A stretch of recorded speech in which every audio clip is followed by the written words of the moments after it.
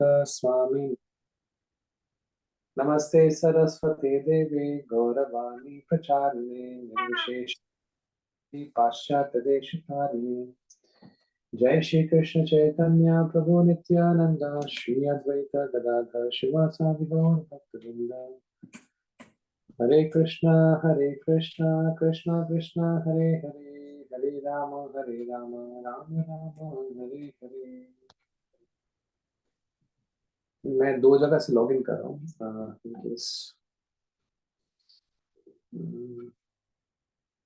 लेकिन देखिए मैं अगर यहीं से मेरा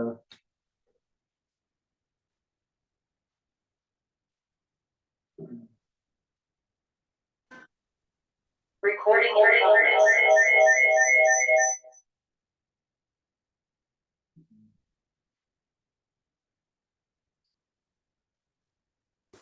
शेयरिंग राइट मुझे दे दी आपने? शेयरिंग राइट्स हैं मेरे पास अभी? मैं देखता हूँ को-होस्ट बना दिया मुझे। अच्छा ठीक है, मैं शेयर करने की कोशिश करता हूँ।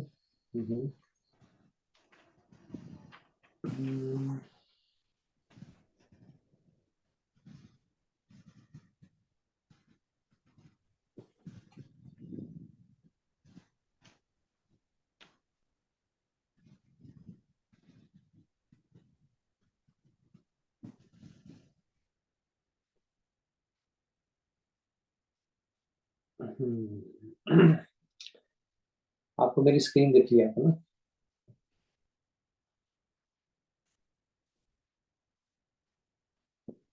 यस प्रभु जी, दिखाई दे रही है। ठीक है, मेरा डेटाबेस यस।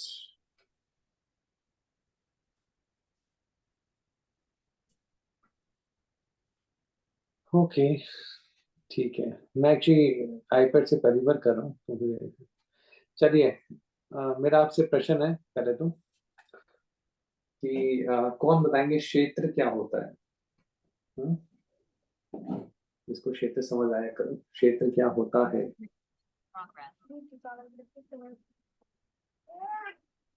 ओके आपका नंबर लिखा, नाम नहीं लिखा, जो भी प्रभु जी।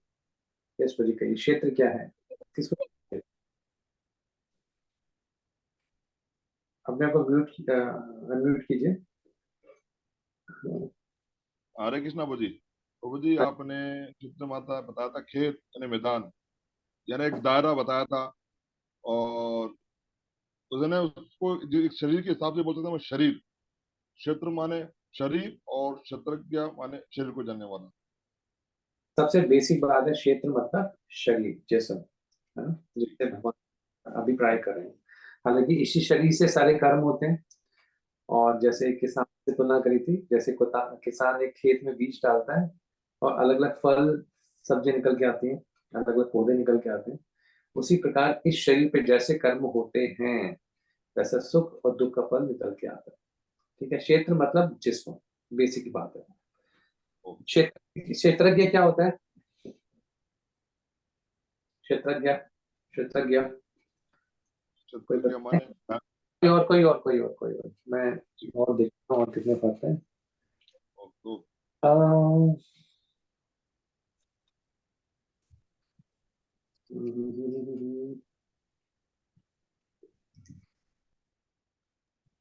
हरे कृष्णा। मैं ना एक्चुअली में कंफ्यूज हो रहा हूँ। मैं ना एक काम करता हूँ, मुझे दिख रहे हैं पूजा माता जी यहाँ पर मेरे पास स्क्रीन में। यस माता जी, क्षेत्रज्ञ क्या होता है? जानने वाला प्रभु। किसको जानने वाला? कौन किसको जानता है? क्षेत्रीय का मतलब जानने वाला लिखवाया था आपने। वो कौन है जानने वाला? शरीर को जानने वाला प्रभु। शरीर को जानने वाला। अच्छा, शरीर को जानने वाला।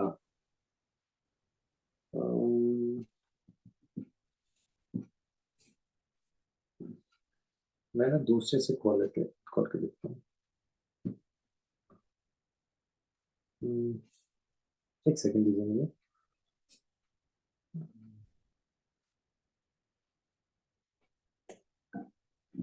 अच्छे इतना कंफर्टेबल हो।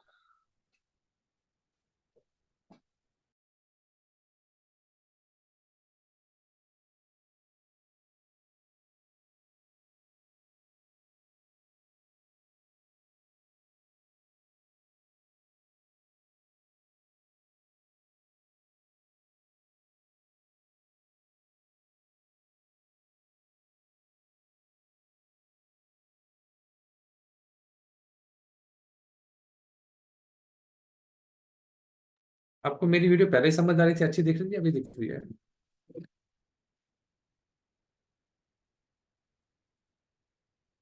कोई बोलेंगे? सही है बाबा जी, सही। पहले से अब ठीक है ना? ठीक। वो आईपैड से करनी आदत। तो क्षेत्रज्ञ जानने वाला कौन होता है, अब बताएं। कोई बोले? आत्मा और परमात्मा दोनों ही होते हैं। हाँ जी, आत्मा और परमात्मा दोनों को जानने वाले, ठीक है। दोनों में बड़ा कौन है? बड़ा कौन? परमात्मा। परमात्मा बड़े हैं, ठीक है, ओके।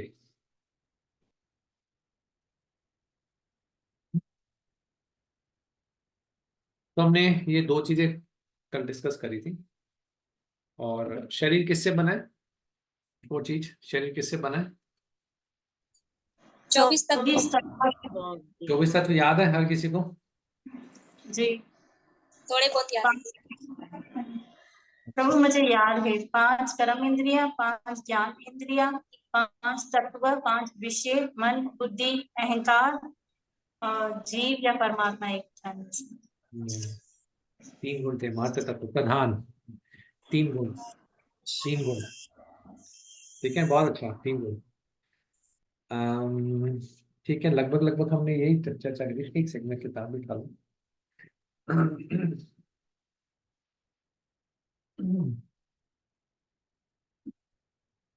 एक्चुअली लास्ट मोमेंट में पढ़ा था, सब चीजें फैला रखी थी। हरे कृष्णा प्रभु जी। हाँ जी, हाँ जी। पर प्रधान के विषय में भी थोड़ी सी अगर रिपीट कर दीजिएगा देखिए, तो। प्रधान क्या होता है बेसिकली, जब भौतिक प्रकृति प्रकट होती है, उस प्रकट होने से पहले की स्थिति को प्रधान कहते हैं। ये चीज समझना थोड़ा मुश्किल है कैसा होता है, लेकिन जब प्रकृति प्रकट हो जाती है, जैसे सारे आपको पेड़ पौधे जो भी है, आकाश वगैरह सब कुछ दिखता है, सारे तत्व आने से पहले ना एक अप्रकट अवस्था में होते हैं, उसको प्रधान कहते हैं। है इसी ना? भागवतम के जो 10 विषय हैं, स्वर्ग विसर्ग, तो जिस तरह भगवान जो चीजें को प्रकट करते हैं पहले फिर ब्रह्मा जी के लेंगे, तो क्या उसको कह सकते हैं सर्ग, प्रधान? सर्ग का पार्ट है, सर्ग का पार्ट है, प्राइमरी क्रिएशन, ठीक है ना।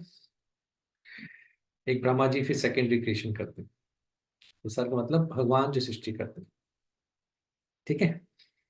आगे बढ़ते हैं। अब आ जाते हैं हमने प्रोसेस ऑफ नॉलेज, ज्ञान की जो विधि थी उस पर हम चर्चा कर रहे थे। अब हमारा ये डिस्कशन रहेगा आगे कि ज्ञान क्या है और इसके अलावा अज्ञान क्या है। अब मैं स्क्रीन शेयर कर लेता हूँ।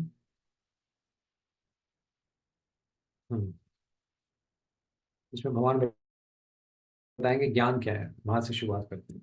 तो 8 से तो 12 श्लोक थे। अभी तक हमने क्षेत्र, शरीर को चर्चा करी। शरीर किससे बना? 24 तत्वों से, ये भगवान ने बताया।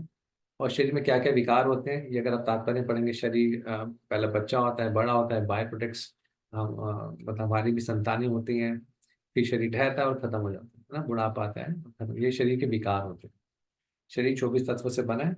और मन के अंदर क्या क्या भाव होते हैं, भावनाएं होती हैं, इसमें कुछ चीजें बताई थी, जैसे इच्छा, द्वेष, सुखम, दुखम, ये मन की चीजें, कुछ मन के अंदर जो इमोशंस होते हैं वो चीजें बताई। अब आगे बढ़ते हैं। भगवान बता रहे हैं, अभी भगवान ने दो चीजें अच्छे से समझा दी है, शरीर क्या है और क्षेत्रज्ञ क्या है। अभी इसके बारे में और बताएं, अब बताएंगे तीसरी चीज कि ज्ञान क्या होता है, किसको ज्ञान कहते हैं, फिर ज्ञान का लक्ष्य क्या है ये बताएंगे, और क्षेत्रज्ञ के बारे में और कुछ और बताएंगे। तो यहां से भगवान बताएंगे 8 से 12 श्लोकों में ज्ञान के लक्ष्य। हम्म, इसको नीचे करें। तो प्रभुपाद जी पहले बता रहे हैं कि ये ज्ञान किस लिए चाहिए होता है, ज्ञान की आवश्यकता क्यों होती है। पहले तो ये समझाया ये शरीर मिला कैसे। जगह अब आगे अब जब 20वें श्लोक के आगे ये पढ़ेंगे कि जीव माया में कैसे गिरता है, हम जब आते हैं इस संसार में कैसे आ जाते हैं। आपको बताया ना मैंने 5 चीजें 6 चीजें बताएंगे क्षेत्र क्षेत्र ज्ञान में, जब चौथे वर्ष में मैंने बताया था, याद है किसी को 6 चीजें? भगवान 6 चीजें बताएंगे अब। एक तो थी प्रकृति पुरुष वाली 6 जो अर्जुन ने पूछी, जब भगवान बता रहे थे कि क्षेत्र क्षेत्रज्ञ के बारे में जब बता रहे थे चौथे श्लोक में, तो 6 चीजें बताते हैं भगवान। क्या क्या बताते हैं? कि शरीर कैसे बना, ये बता दिया भगवान ने। कौन से श्लोक में बताया? छठे श्लोक में। ठीक है, शरीर में क्या क्या क्वालिटीज हैं, छठे 7वें श्लोक में सारा बता दिया। ठीक है, शरीर में क्या क्या विकार आते हैं ये भी 7वें श्लोक में बता दिया। जैसे बताया कि शरीर बड़ा होता है, बूढ़ा होता है ना, संतान उत्पत्ति करते हैं हम, फिर शरीर मिट्टी में मिल जाता है, ये 7वें श्लोक में आ जाता है। और शरीर की उत्पत्ति कैसे होती है, 24 महातत्व, ये भी छठे श्लोक में बता दिया। ये मैं चौथे वर्ष की बात कर रहा हूँ, चौथे श्लोक में भगवान ने चीजें बताई कि मैं ये बताने वाला हूँ अर्जुन आपको। फिर उसके बाद कहते हैं कि ये अलग अलग साधु संतों ने भी बताया है, शास्त्रों में भी लिखा है, वेदांत सूत्र में भी लिखा है। अगले श्लोक में भगवान ये बताते थे 5वें श्लोक में। और फिर आगे बताते हैं कि 2 चीजें भी रहती हैं कि अभी शरीर को क्षेत्र जानता के बारे कौन में और बताएंगे, और दूसरा उसकी शक्ति क्या होती है ये बताएंगे, जो फिर अब हम जो पढ़ेंगे इसी के बारे में पढ़ेंगे। अभी हम पढ़ते हैं सिर्फ ज्ञान के बारे में। मैं इसको दोबारा रिवाइज करूंगा, अभी कंफ्यूज मत हो जाएगा, क्योंकि बहुत सारी टेक्निकल चीजें आ रही है, 24 तत्व आ रहे हैं, फिर क्षेत्रज्ञ आ रहा है, फिर दोबारा भगवान बता रहे हैं, तो इसको मैं दोबारा रिवाइज करूंगा आपके समझाने के लिए। अभी हम सिर्फ समझेंगे सिर्फ एक चीज, एक एक स्टेप लेते हैं पहले। अब भगवान बता रहे हैं ज्ञान क्या होता है। अब ज्ञान की 20 आइटम बता रहे हैं कि ज्ञान किसको कहते हैं। इसके बाद में बताएंगे 3 चीजों को समझना ज्ञान कहते हैं, जो शरीर को समझ ले, जो परमात्मा को समझ ले, भगवान को समझ ले, या क्षेत्रज्ञ को समझ ले, इस शरीर को समझ ले, अपने आप आत्मा को समझ ले, परमात्मा को समझ ले, इसको कहते हैं ज्ञान। तो उसको कैसे समझा जाता है? तो ज्ञान की 20 आइटम एक एक करके करते हैं। सब कुछ बताने से पहले क्या कहते हैं प्रभुपाद जी तात्पर्य में? अब मैं सिर्फ तात्पर्य में से चीजें उठाऊंगा एक एक आइटम करके। लगभग मुझे नहीं लगता मैं 20 की 20 आइटम इकट्ठे एकदम से ले सकता हूँ, लेकिन जितना ले सकते हैं, जो मुझे इंपॉर्टेंट लगती है मैं उसमें से लेता हूँ, और अगर आपको कुछ पूछना हो तो वो भी पूछ लीजिएगा। ठीक है, आप में से कितने लोग पढ़कर आए हैं आज का जो अध्याय है, जो आगे की चीजें, कितने लोग पढ़कर आए हैं? मुझे मैं प्रश्न हर क्लास में पूछूंगा तो आप देखते हैं क्यों टीचर थोड़ा की बहुत पढ़ा है सर। कितना पढ़ा है? थोड़ा बहुत में कितना, एक श्लोक, एक लाइन? नहीं, प्रोपोर्ट पढ़ा है, हाफ कुछ कुछ एलिमेंट्स। किसी ने 8 से 12 पढ़ा है? आठ यस से सर। 12 श्लोक, 8 से 12 श्लोक हाथ खड़े किए कि किसी इसने पढ़े? ओके, अब मुझे वैसे हाथ का डिजिटल हाथ खड़े कर लीजिए चाहे, ऐसे तो सबके नहीं दिख रहे। और 1 2 3 4 5 6 टोटल हमारे पास अभी आई थिंक 16 लोग हैं, उसमें से वीडियो ऑन 1 2 3 4 5 6 7 ऑलमोस्ट हाफ से कम लोगों की वीडियोस ऑफ हैं। खोलने अगर आपको अगर कोई दिक्कत ना हो, कोई अगर आप जरूरी काम नहीं कर रहे हो कुछ और तो वीडियो खोली जा सकती है। ठीक है, क्योंकि इंपॉर्टेंट डिस्कशन है ये चीज, आपको हमेशा मैं मान के जाता हूँ बहुत लोग इस चैप्टर से घबराते हैं, और बहुत ही आसान चैप्टर है। बिल्कुल सिंपल करके इसको समझाएंगे, बहुत मुश्किल चीजें नहीं है इसके अंदर। सिर्फ शरीर समझाया, आत्मा परमात्मा समझाया, और कुछ नहीं। जैसे आपका दूसरा अध्याय है ना गीता का, उसी का ही विस्तार है बस, और कुछ नहीं है। गीता का जो समराइज जो गीता में दूसरा अध्याय आता है, उसी का थोड़ा सा विस्तार करके चैप्टर, और कुछ नहीं है इसके अंदर।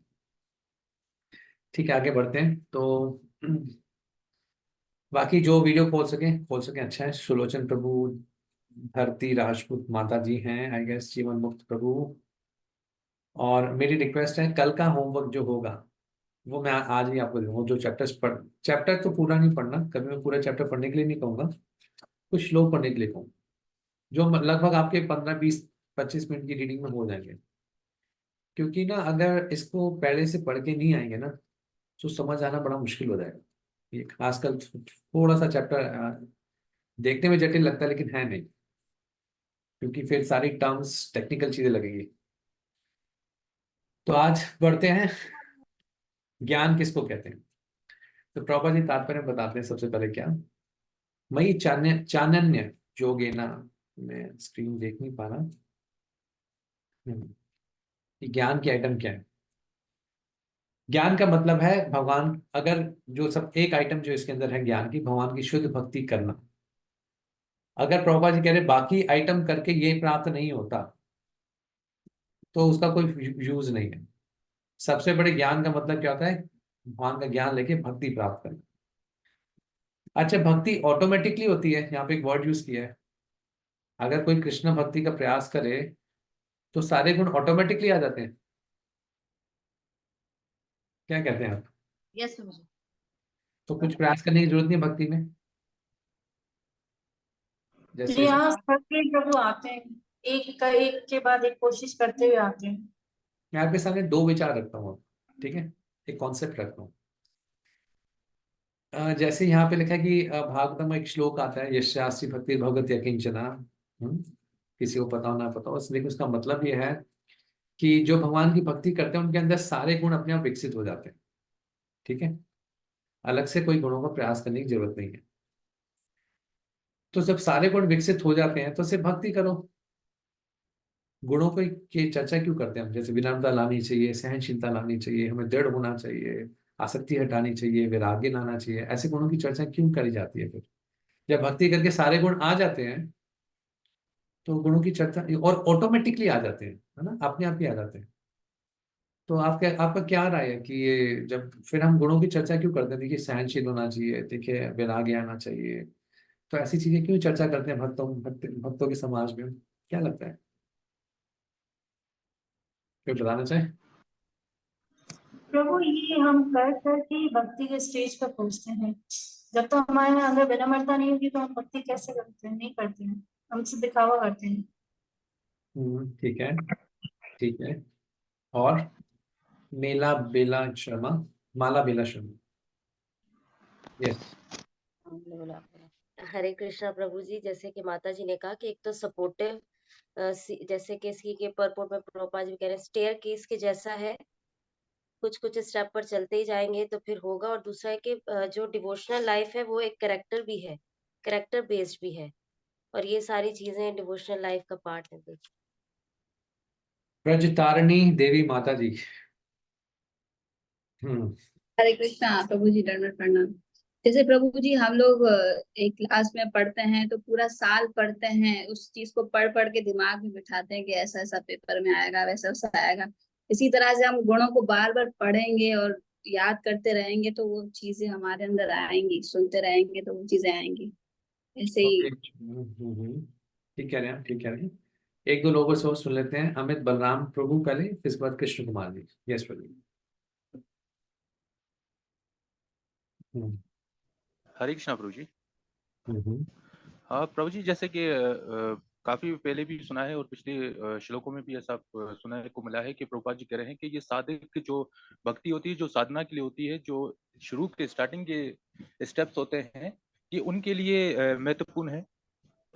जब भक्ति, शुद्ध भक्ति में हम उन्नति कर लेते हैं तब ये चीजें ऑटोमेटिकली आ जाती है।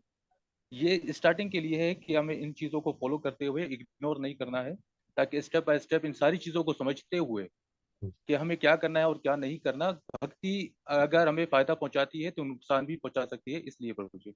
चलिए कृष्ण कुमार प्रभु जल्दी से, सब जैसे पढ़ना है मुझे। प्रभु, जैसे श्रीमद् भागवत में भगवान कहते हैं कि ज्ञानी भक्त जो है मुझको सबसे प्यारा भक्त होता है, इसी तरह ज्ञान अर्जित करना भी जरूरी है। जब उसके बारे में हमको नॉलेज नहीं होगी तो हम मतलब सिर्फ भक्ति करके उस बात को समझ नहीं सकते, वो उस चीज को आगे चलिए नहीं बढ़ा ठीक है, सकते। ठीक है। अच्छा, एक आपने आपने भक्ति रसा में सिंधु करी है आपने, है ना। तो उसमें एक श्लोक आता है, अन्य अभिलाषिता शून्यम। आपने याद भी किया होगा शायद, आपके उसमें आता होगा ना, अन्य अभिलाषिता शून्यम ज्ञान कर्मादि किसी को याद है श्लोक ये? कोई सुनाए ये श्लोक जिसको याद है? देखते हैं आपकी भक्ति शास्त्री पढ़ाई कैसे चल रही है। कहते हैं कोशिश कहीं जारी है, कहीं जारी है। मतलब कोशिश जारी है, कंटिन्यू है, या फिर कहीं जा रही है। वेस्ट। शून्यम ज्ञान कर्मादि अनावृतम। एक सेकेंड, धरती माता जी इन्होंने हाथ खड़ा किया है। हरे कृष्ण प्रभु जी।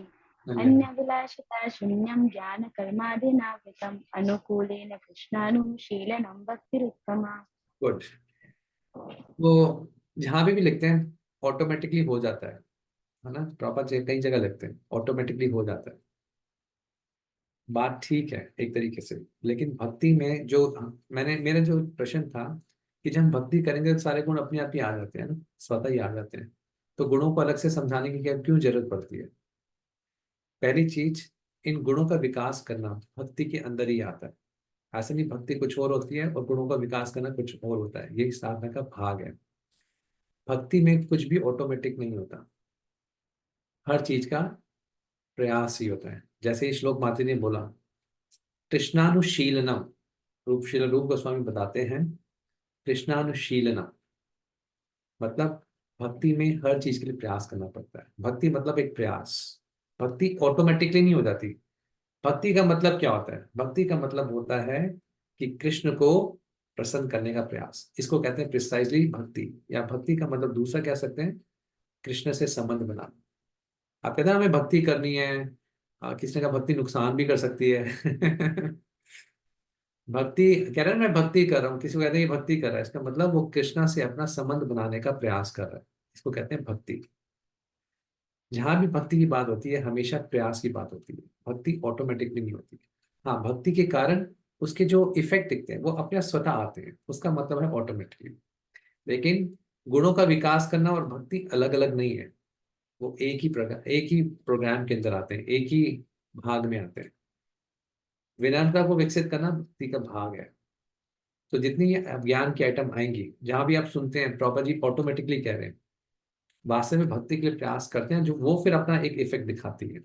लेकिन भक्ति तो ऑटोमेटिकली नहीं हो सकती ना, भक्ति के लिए प्रयास करना पड़ता। भक्ति मतलब कुछ आप भगवान कृष्ण की प्रसन्नता के लिए कुछ प्रयास करेंगे। यहाँ पे सबसे इंपॉर्टेंट जो वर्ड इस श्लोक में है जो माता ने उदित किया, कृष्णानुशीलनम। शीलनम का मतलब पता है किसी को इसमें से? शीलनम का मतलब क्या है? ओके, धरती माता जी आपने? हरे कृष्ण यस, ब्रजसानी माता जी। प्रभु जी। शीलन का मतलब है कृष्ण के संबंध के मुताबिक आदान प्रदान। ओके, शीलन मतलब एक्टिविटी या फिर कल्टीवेशन, एक्टिविटी या कल्टीवेशन, सींचना, हिंदी में कहते हैं सींचना, कल्टीवेशन। तो भगवान से संबंध जागृत करने के लिए प्रयास करना। अब जब इन गुणों की बात करते हैं, ये गुण भक्ति के अंदर आते हैं। जैसे भगवान बता रहे ज्ञान की आइटम्स हैं, ये ज्ञान के आइटम्स को क्या कहेंगे, ज्ञान के ही भाग है सारी चीजें। अब मैं एक एक करके चीज देता हूँ, जैसे मैंने कल बताया। तो पहली चीज जो यहाँ पे ऑटोमेटिक लिखा है, भक्ति ऑटोमेटिक नहीं होती। हाँ, इसके रिजल्ट्स आपको दिखते हैं। जो व्यक्ति जितना प्रॉपर जी बताते हैं, कोई व्यक्ति कितना भक्ति में आगे बढ़ रहा है, कैसे पता लगता है कि उसके अंदर कितने गुण विकसित हो रहे हैं? भक्ति क्योंकि भगवान से संपर्क है। कृष्णा चारू गौरव वो आपका शशि रहा।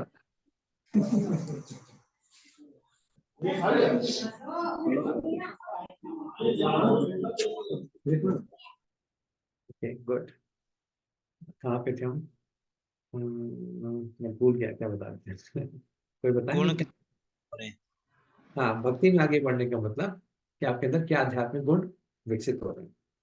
क्योंकि भक्ति भगवान की प्रसन्नता के लिए जाती है। कोई कार्य जो भगवान की प्रसन्नता के लिए, कृष्ण की प्रसन्नता के लिए किया जाता है, उसको भक्ति कहते हैं। जब आप कृष्ण की प्रसन्नता के लिए कार्य करते हैं, तो स्वाभाविक रूप से आप, क्योंकि सेवा के लिए कुछ गुणों की आवश्यकता होती है ना। कृष्ण की जो सेवा है कैसे भी नहीं हो सकती। भगवान भी आपकी मदद करते हैं और आप भी उन गुणों को लेके आना चाहते हैं, दोनों तरफ से प्रयास होता है। कृष्ण भी आपको देना चाहते हैं वो गुण, और आपको भी लगता है हाँ ये कृष्ण की सेवा के लिए सहायक है। जैसे सहनशीलता एक गुण सहायक है, विनम्रता एक गुण है। तो अब इन गुणों की चर्चा करते हैं। कुछ गुण आपको लगेंगे कॉन्ट्ररी भी हैं, ये कैसे ठीक है, लेकिन आगे बढ़ते हैं।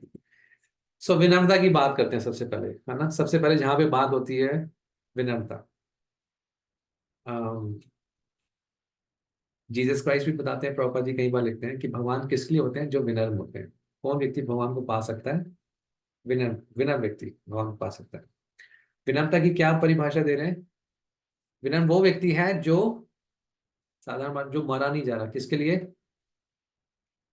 कि मुझे दूसरों से सम्मान मिले। चैतन्य महाप्रभु का क्या श्लोक है? अमानिना मान देना, है ना। ठीक है, अमानिना होना, कि मुझे किसी से मान नहीं चाहिए, ये बहुत मुश्किल होता है। लगभग लगभग कोई बिरला व्यक्ति कर पाता है इसको। ठीक है, अमानिना होना कि मुझे किसी से मान नहीं चाहिए, ये लगभग लगभग असंभव है। मैं ये नहीं कह रहा असंभव है, बहुत मुश्किल है। लेकिन एक चीज की जा सकती है, आप कहें कि मेरे अंदर मान की भावना ही ना रहे, बहुत मुश्किल है। हालांकि एक इसकी मान की भावना को अलग, एक सेल्फ रिस्पेक्ट से अलग से हम चर्चा करेंगे। जो चैतन्य महाप्रभु ने बताया, अमानिना मान देना, कीर्तनीय सदा हरि। कौन व्यक्ति कीर्तन कर सकता है हमेशा कृष्ण का, या हमेशा कृष्ण के बारे में कौन सोच सकता है?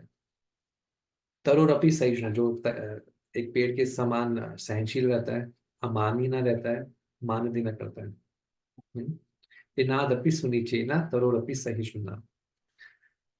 अमानिना होना मुश्किल है, लेकिन एक चीज फिर भी की जा सकती है जो अमानिना आपको बना देगी एक दिन। वो क्या है? मान देना।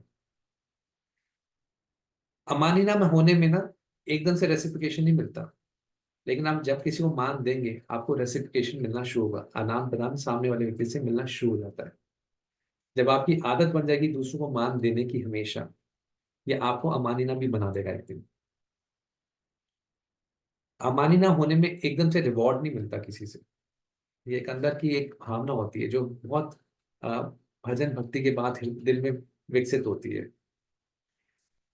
लेकिन मान देने का आपको इमीडिएट रिवॉर्ड मिल जाएगा। किसी को आप मान देंगे वो भी आपको मान देना शुरू कर देगा, रिस्पेक्ट से बात करना शुरू कर देगा।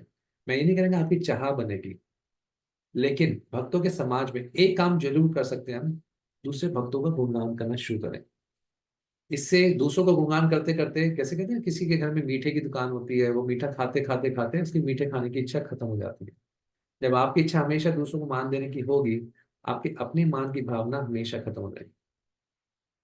उसी प्रकार जैसे हलवाई को अपनी मिठाई इतनी अच्छी नहीं लगती, है ना, क्योंकि वो हमेशा दूसरों को खिलाता है।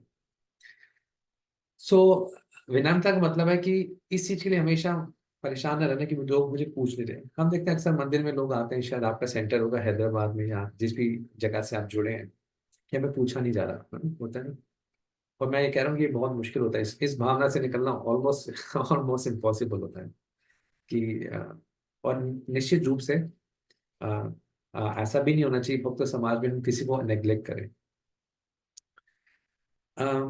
प्रभा जी कह रहे हैं भौतिक धारणा में ऐसा होता है कि हर किसी को मान पाने की बड़ी इच्छा होती है कि मुझे लोग जाने, मुझे सम्मानित करें। लेकिन जो आध्यात्मिक चेतना में प्रभा जी कहते हैं, वो व्यक्ति उसको पता है मैं शरीर नहीं आत्मा हूं, तो उसको मान अपमान ये तो शरीर से संबंधित है, उसको कुछ फर्क नहीं पड़ता। तो इसलिए प्रभा जी कह रहे हैं हर किसी को इस भ्रम के पीछे मत भागना, नहीं भागना चाहिए, है ना, कि मुझे सिर्फ सम्मान मिले। अच्छा, इसके अंदर दिक्कत क्या है? क्या क्या लगता है आपको दिक्कत, जो हमेशा इस चीज के पीछे रहते हैं कि हमें सम्मान मिले, सम्मान मिले? हाँ, तो क्या दिक्कत होती है इसमें, कोई बताना चाहेंगे? हमें सम्मान मिले, मैं इसकी एक होती है सेल्फ रिस्पेक्ट, वो मैं बाद में चर्चा करूंगा, लेकिन अभी इस बात पे बात करते हैं। यस माता जी। हाँ, कही माता जी, माला बेला प्रभु माता। वो आगे नहीं बढ़ पाएंगे। अगर मान लेने की मैं- आदत हो जाए हम्म, फिर हम भक्ति नहीं कर पाएंगे, नहीं आगे कर बढ़ पाएंगे, ही नहीं क्या पाएंगे कारण है? भक्ति में। क्या कारण है? और बहुत सारे शायद फॉल्ट्स भी देखना शुरू कर। ये शायद आवाज नहीं आ रही आपकी। हाँ, क्या जी कारण है? जब रिस्पेक्ट होती है तो गुस्सा हो जाते हैं। अच्छा, डिसरिस्पेक्ट होती है तो और हम्म। जी प्रभु। क्या दिक्कत है? इसको ऐसे क्यों बताया गया है ज्ञान की जी पहले? क्या प्रभु जी? मेरी आवाज क्लियर नहीं आ रही, शायद आपको किसी और को आ रही तो बता देंगे पॉइंट। फॉल्स ईगो पैदा करती है प्रभु जी, फॉल्स ईगो। क्या आप म्यूटेड है? निकुंज माता जी, आप कुछ कहना चाहें? मैं माता जी आपका बाद में लेता हूँ। Yes ma'am. प्रभु हम अहंकारी बहुत ज्यादा हो जाते हैं। हम्म। आ, आप देखेंगे जहाँ पे भगवान ने विनम्रता बात करी है, इसके बाद सीधा अधम वित्वम की बात करी है ना, कि प्राइडलेसनेस, जो आप अहंकार की बात कर रहे हैं, ये भी ना झूठा अहंकार है। लोग मुझे बड़ा माने जाने, थोड़ा पूछे, है ना। अम, एक भक्त क्या चाहता है वैसे? ये चीज क्यों आ जाती है कि लोग मुझे क्यों नहीं पूछ रहे, है ना, मैं लाइमलाइट में नहीं हूँ, सबके सामने में नहीं आ रहा, ये क्यों आ जाती भावना? पता है क्यों? क्योंकि कृष्णा से रिकॉग्निशन नहीं मिल रहा। जब भगवान से नहीं मिलता ना, तो दूसरों से लेना शुरू कर देते हैं। चलो आप दे दो मुझे, आप दे दो। जो भगवान से संतुष्ट होता है, अपने संबंध में संतुष्ट होता है, हृदय भर चुका होता है, फिर दूसरों से एक्सपेक्ट नहीं करता वो। क्योंकि उसको दूसरों को कुछ प्रूव भी नहीं करना मुझे, मैं देखो मैं क्या हूँ क्या नहीं, प्रूव भी नहीं करने की जरूरत भी नहीं है। जो चाहिए मुझे भगवान से मिल रहा है। सेवा भक्ति भगवान के लिए की जाती है ना। जब भगवान के लिए जब की जाती है तो भगवान आपको देते भी हैं फिर। जब वो भगवान से मिलना शुरू होता है, जब किसी को मिल रहा होता है, तो वो दूसरों से एक्सपेक्ट नहीं करता। तो जितने भी लोग होते हैं ना, जो मैं नहीं कहूंगा किसी की या किसी व्यक्ति को लेके विशेष, ये हमारे अंदर भी मेरे अंदर भी है, लेकिन इसका कारण एक ही कारण कि कृष्णा से भी आपको वो मिलना शुरू नहीं हुआ। और कृष्णा से मिलना क्यों नहीं शुरू? क्योंकि कृष्ण के लिए वो शायद प्रयास भी नहीं हो रहा, इसलिए दूसरों से बड़ी अपेक्षा बन जाती है ना। इसमें मैं ये गलत नहीं समझ, इसको समझना चाहिए कि हमें किसी को पूछना नहीं चाहिए। कोई यहाँ पे मान लीजिए कोई अथॉरिटी है, हमें तो किसी को एज ए अथॉरिटी लीडर हमेशा प्रयास करते हैं कि लोगों को रिकॉग्नाइज किया जाए, उनकी सेवा रिकॉग्नाइज की जाए, उनको अच्छा से आगे बढ़ाने के लिए प्रोत्साहन मिलता रहे, एनकरेज किया जाए। ये हो गया लीडर का एक हमेशा प्रयास होना चाहिए। लेकिन एक भक्त का अपने जीवन में क्या प्रयास होना चाहिए? ये भक्ति में भगवान के लिए करा, वो मुझे जाने या ना जाने, भगवान मेरी सेवा स्वीकार करते हैं। ठीक है। तो अगली आइटम लिख रही है एंशियस टू बी फेमस। पहला हो गया विनम्रता, मान पाने कितना। जैसे कुछ लोग होते हैं ना, जैसे हर जगह की बातें होती हैं कि इतने पैसे तब देंगे जैसे हमें पुरस्कारित किया जाए, सबके सामने सम्मान दिया जाए, तो हम इतना डोनेशन देंगे या तब ये सेवा करेंगे। हमें किसी ने बुलाया नहीं, किसी ने पूछा नहीं। तो भक्त को इसके पीछे नहीं जाना चाहिए। आप सेवा कृष्ण के लिए कर रहे हैं, और अगर सेवा कृष्ण के लिए हुई है, तो कृष्ण आपकी सेवा रिकॉग्नाइज करेंगे, इसका संकेत भी आपको दे देंगे। प्रॉपर कह रहे हैं ये भ्रम के पीछे नहीं भागना चाहिए। One should not be hankering after this material deception. Deception मतलब भ्रम है। ये तो जितना मिले उतना कम लगेगा। और दूसरा, प्रॉपर जी लिख रहे हैं हर किसी को फेमस बनने की इच्छा भी नहीं रखनी चाहिए। चाहे धर्म का पालन करने किस लिए? फेमस होने की। सब लोग मुझे जाने, देखो कितना धार्मिक है। आगे बढ़ते हैं। तीसरी आइटम अहिंसा। अहिंसा का मतलब यहाँ पे नॉन वायलेंस लिखा है। प्रभात कह रहे हैं सबसे बड़ी अहिंसा का मतलब होता है किसी को हर्ट ना करना। ऐसा नहीं होता कि किसी को आ, मारना ही होता है, किसी के शरीर को खत्म करना अहिंसा होता है, नहीं। क्या किसी भी व्यक्ति को दुख पहुंचाना ही अहिंसा होता है। और सबसे बड़ा दुख व्यक्ति किस में रहता है? क्यों गिराता है? क्योंकि भक्ति नहीं करते, अज्ञान के कारण। तो प्रचार करना, ना प्रचार करना सबसे बड़ी अहिंसा है, सॉरी हिंसा है। और अहिंसा क्या है? प्रचार करना। दोबारा बताता हूँ इसको। अहिंसा का मतलब क्या है? किसी को भी कष्ट में मत डालना, दुख में डालना अहिंसा होता है। अगर हम प्रचार नहीं कर रहे अपनी क्षमता के अनुसार, तो दूसरे लोग कष्ट में, यानी हम अहिंसा का पालन नहीं कर रहे। इसलिए भक्त को हमेशा करना चाहिए प्रयास कि वो प्रचार करता रहे, ताकि अहिंसा का पालन हो सके। ओके। टॉलरेंस सबसे बड़ी चीज है। सहनशीलता। हर किसी को ये प्रयास करना चाहिए ताकि वो दूसरों से अपमान और इंसल्ट सह सके। देखिए क्या लॉजिक होता है। अब प्रभा जी कह रहे हैं जब कोई भक्ति में लगा है, संसार बना ही ऐसा है, आपको बहुत अपमान मिलेंगे। खासकर जब आप लिख रहे हैं प्रभा जी अगर कोई भक्ति के प्रयास में है, संसार बना ही ऐसा है, the world is so constituted, property लिखते हैं, द वर्ल्ड भगवान ने बनाया इस तरीके से, बहुत अपमान, बहुत इंसल्ट होगी इस दुनिया में।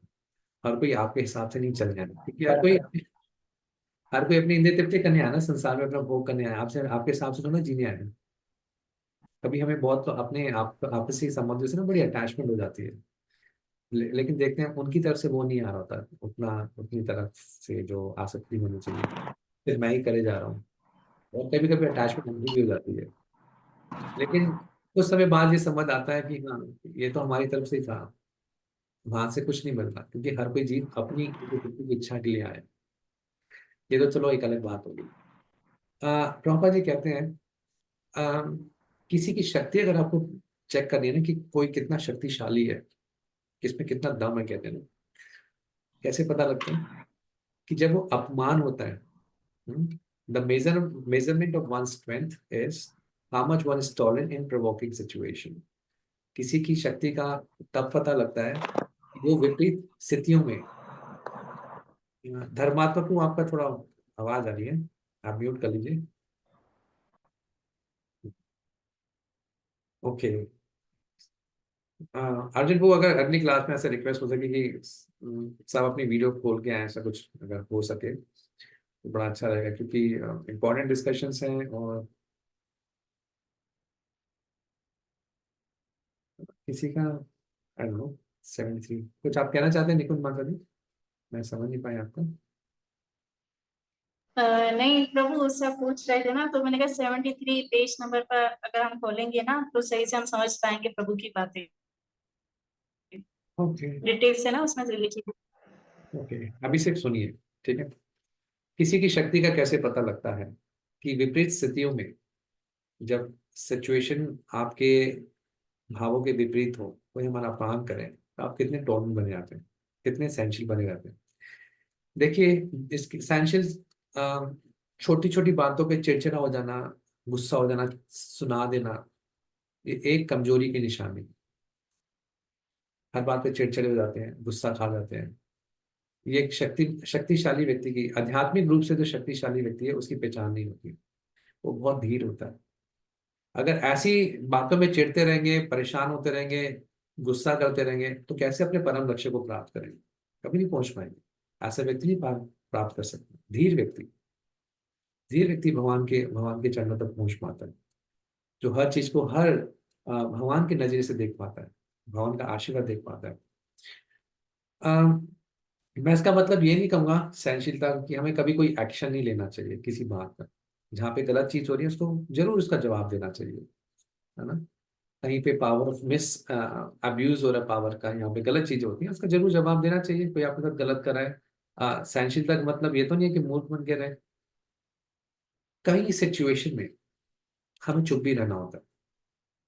कभी कभार किसी व्यक्ति के माध्यम से कोई कर्म हमारे पास आता है, उस कर्म को, उसने हमें कुछ भला बुरा जो भी कहा, उसको सहने से वो कर्म टूट जाता है। उस पर अगर हम कोई रिएक्शन करते हैं, प्रतिक्रिया करते हैं, तो एक और कर्म बन जाता है। वो कर्म टूटा नहीं, कुछ कर्म हमें सह के ही तोड़ने पड़ते हैं। कर्मों का जो साइकिल होता है वैसे ही होता है। किसी व्यक्ति के माध्यम से आपके पास कुछ आया, तो ये मान के, पर्सनल चीजों को ये मान के चलते हैं कि हाँ चलो भगवान ने कुछ, मैंने भी इसका जीवन में गलत किया होगा तो मुझे देने आया। एक बार प्रभुपाद जी की आपको एक स्टोरी बताते हैं, गोपाल कृष्ण महाराज बताते हैं, वो मॉन्ट्रियल की बात, कनाडा में। तो एक व्यक्ति आया, बहुत सभा में बुरा बुरा प्रभुपाद जी को बोल रहा था कि स्वामी जी आप ऐसे ऐसे हैं, सम्मान नहीं किया, सम्मानजनक शब्द नहीं बोले। फिर अगले दिन प्रभुपाद जी ने गोपाल कृष्ण महाराज जी को बुलाया, उस समय प्रभु जी थे, गोपाल कृष्ण प्रभु, कि इस व्यक्ति को, बैनर्जी नाम था उसका, कि मुझे मेरे पास बुलाइए, मैं इनसे मिलना चाहता हूँ। तो महाराज ने कहा कि प्रभुपाद आप क्यों मिलना चाहते हैं? उन्होंने आपको बड़ी सभा में इतना बुरा भला कह रहे थे। प्रभुपाद ने उत्तर दिया कि मेरे जीवन का कुछ, पुराने जीवन का कुछ कर्म रहा होगा इसके साथ, बस उसका वो मुझे प्यूरिफाई करने के लिए आए। तो फिर बाद में प्रभुपाद ने उसको लंच में बुलाया, उसके बाद उससे बातचीत करी, सारा मामला निपटाया, वो भी शांत हो गया।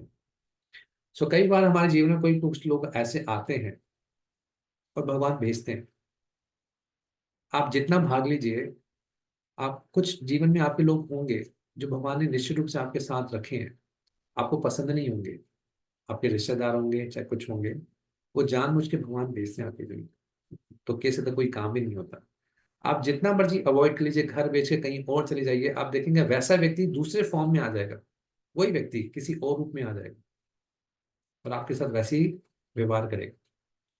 क्योंकि अगर कोई कर्म है जो भगवान ने सोचा कि आपकी भक्ति के लिए, शुद्ध करने के लिए आपको चाहिए, भक्ति में आगे बढ़ाने के लिए चाहिए, वो लेसन सिखाने के लिए चाहिए, तो किसी न किसी व्यक्ति के माध्यम से आपको भेजेंगे। इसलिए हमारे जीवन में ऐसे कुछ व्यक्ति होते हैं जो हमें सिर्फ शुद्ध करने के लिए आते हैं, हमारी परीक्षा होती है उनसे। मैं ये नहीं कह रहा गलत का साथ देना है, जहाँ पे गलत है हम इसकी प्रतिक्रिया करते हैं, लेकिन कुछ लोगों को हम चाह के भी अवॉइड नहीं कर पाते, ये मान के कि भगवान मुझे चाहते हैं बस इससे मैं सहन करूं या क्या शिक्षा लूं। ठीक है, सहनशीलता। अब ये अपने आप में एक बहुत बड़ा टॉपिक है, इसके कई पहलू हैं, कई सारी चीज़ों पे चर्चा हो सकती है, मैं सारी चीज़ें नहीं कर रहा, लेकिन पर्सनल रूप में भक्त चाहेगा कि मैं इस कर्म को तोड़ दूं। अगर कोई शांत रह के प्रतिक्रिया ना करके कोई टूट सकता तो ठीक है, भक्त उसको तोड़ने का प्रयास करेगा। कहीं अब्यूज ऑफ पावर है, भक्त उस पर प्रतिक्रिया जरूर करता है ना, हम ये नहीं कह रहे। एक चीज बड़ी इंपॉर्टेंट चीज है, इंसिडेंट से डील करें, उसकी स्टोरी ना बनाए, परसेप्शन में ना जिए, इंसिडेंट से डील करें। कोई चीज है इंसिडेंट, वहां पर एक्शन लेने की जरूरत है, आप एक्शन लीजिए। कोई स्थिति है जहाँ पे आपको कुछ एक्शन लेना, लीजिए, उसकी स्टोरी मत बनाइए। मेंटल स्टोरी बनाते रहते हैं ना, सो उसमें क्योंकि मेंटल एनर्जी बहुत व्यर्थ हो जाती है। सो किसी व्यक्ति की शक्ति का पता लगे वो कितना धीर रहता है ना, बड़ी बड़ी समस्या के अंदर भी धीर रहता है। क्यों धीर, कौन बनाता है उसको? भगवान का संपर्क, कृष्ण का टच। इस स्थिति में कृष्ण मुझे क्या दिखा रहे हैं, क्या मुझे देखना चाहिए, क्या करना चाहिए। अपने आप से कौन धीर रह सकता है? अपने आप से थोड़ा लड़ाई करनी है अपने हाँ, अपने देखो, नेगेटिविटी से लड़के नेगेटिविटी से नहीं जीता जाता है ना। अपने शरीर की शक्ति बढ़ाकर ही नेगेटिविटी को पार किया जाता है। हमारे अंदर कुछ अनर्थ हो सकते हैं, हमारे कुछ कमजोरी हो सकती हैं, कमजोरी से लड़के नहीं, कमजोरी से लड़कर नहीं जीता जाता, अपनी शक्ति बढ़ा के कमजोरी को पार किया जाता है। हमारी शक्ति से दुनिया में सिर्फ एक ही चीज की कमी है, वो क्या है? आध्यात्मिक शक्ति की। लोगों के पास आध्यात्मिक शक्ति नहीं होती, इसलिए भक्ति के प्रयास में बहुत जल्दी विचलित हो जाते हैं। आध्यात्मिक शक्ति का स्रोत सिर्फ कृष्ण है। ठीक है, और जितना आप कृष्ण की प्रसन्नता के लिए कार्य करेंगे, उतने रूप से आध्यात्मिक रूप से शक्तिशाली हो पाएंगे, हर चीज में कृष्ण को देख पाएंगे। शुरुआत कहाँ से होगी? कृष्ण की प्रसन्नता के लिए प्रयास करना शुरू करना। भक्ति की जो भी क्रियाएं करें, कोई भी कार्य करें, उसको कृष्ण को अर्पित करें, कृष्ण की प्रसन्नता के लिए चाहिए। आगे बढ़ते हैं। सहनशीलता। दुनिया में आपको प्रॉब्लम भी कह रहे हैं, संसार बना ही ऐसा है, इंसल्ट्स और अपमान आता रहेगा।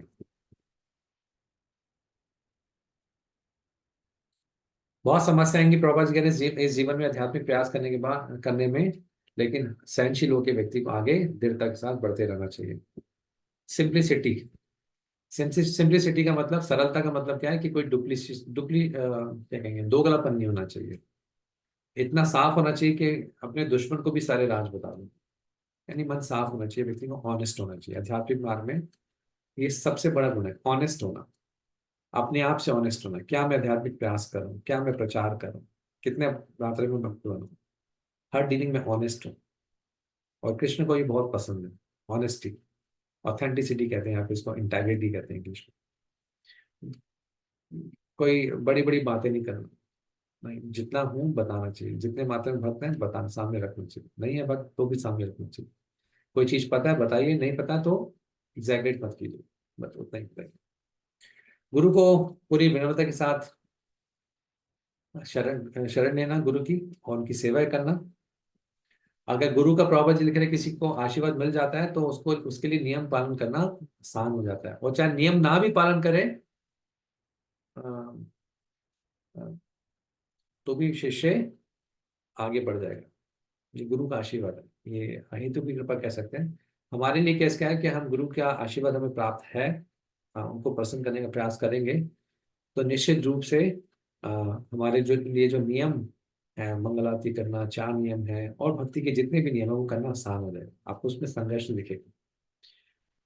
अम, अच्छा, गुरु का आशीर्वाद कहाँ प्राप्त होता है, कैसे प्राप्त होता है गुरु का आशीर्वाद? ये इसमें लोग भगवती, चलो आपके पहले देखते हैं रिव्यू। गुरु का आशीर्वाद कैसे प्राप्त होता है? चलिए, आशीर्वाद प्राप्त कैसे, गुरु का या किसी का भी आशीर्वाद कैसे कैसे प्राप्त होता है, कोई भी आशीर्वाद?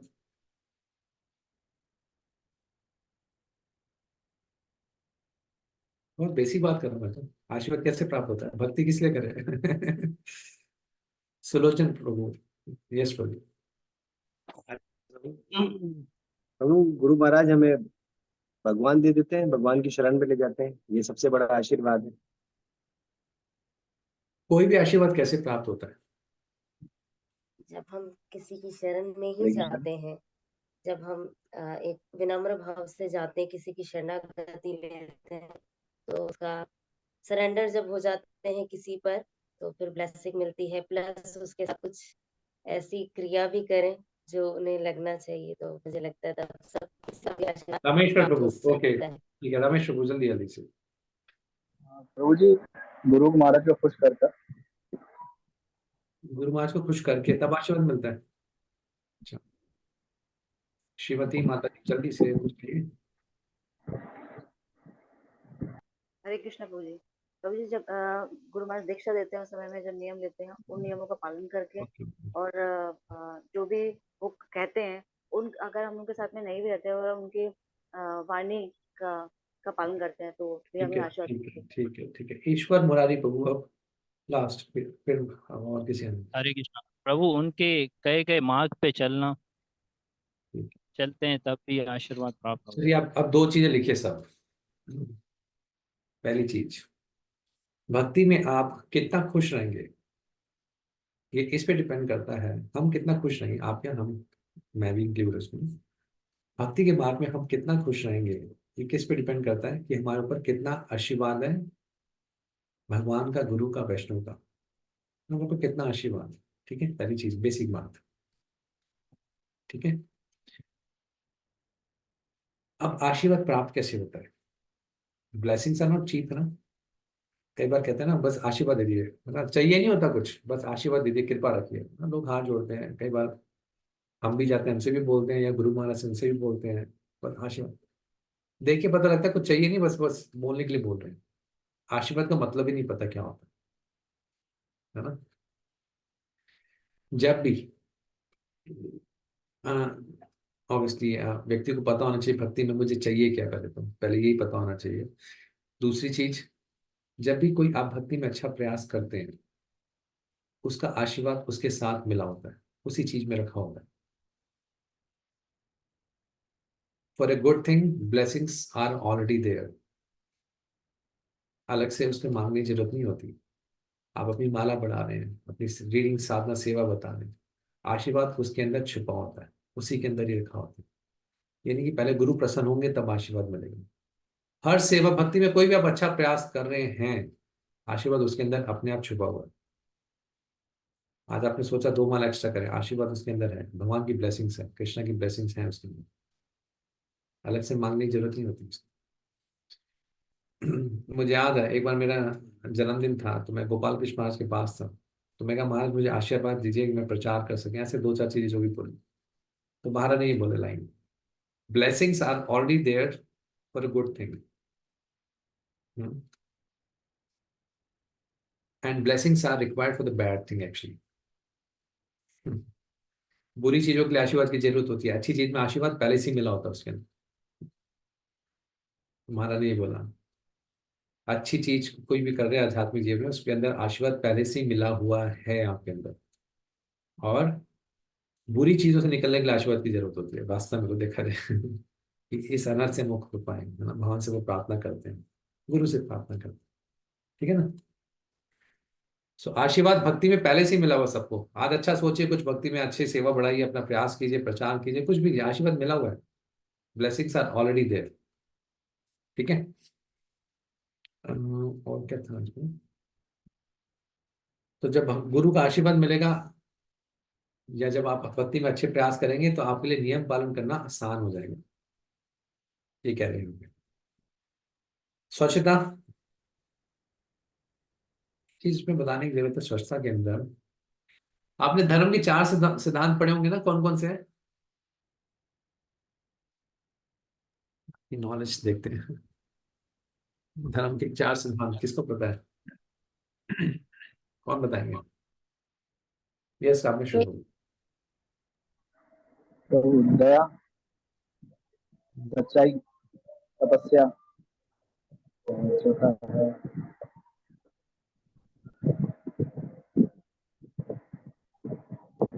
सोचा, पवित्रता।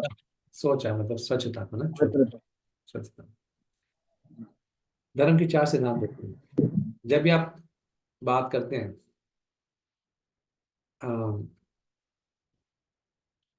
4 नियमों की, तो आप हमेशा बोलते हैं, अगर आप इंग्लिश में पढ़े ना, 4 सिद्धांतों की बातें करते हैं, ठीक है?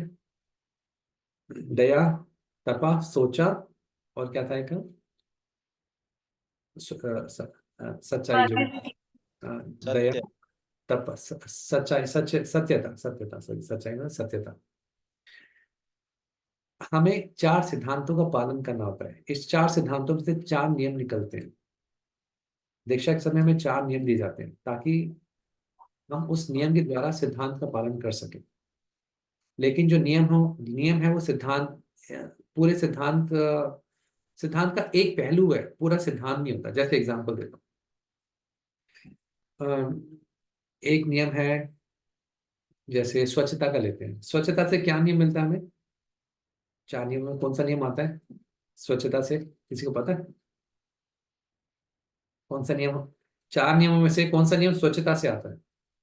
अवैध संग। पराई स्त्री या पुरुष का अवैध संग। संग, अवैध संग स्वच्छता से आता है। इलिसिट सेक्स या अवैध पुरुष से या स्त्री से संबंध, ये स्वच्छता से आता है। मान लीजिए कोई ये नियम पालन कर रहा है, लेकिन उसका घर बड़ा गंदा है ना, और आसपास की बड़ी गंदगी है, तो उसने धर्म का एक नियम तो पालन किया कि अवैध संबंध नहीं बनाने, लेकिन सिद्धांत का पूरी तरह से पालन नहीं हुआ। समझ रहे?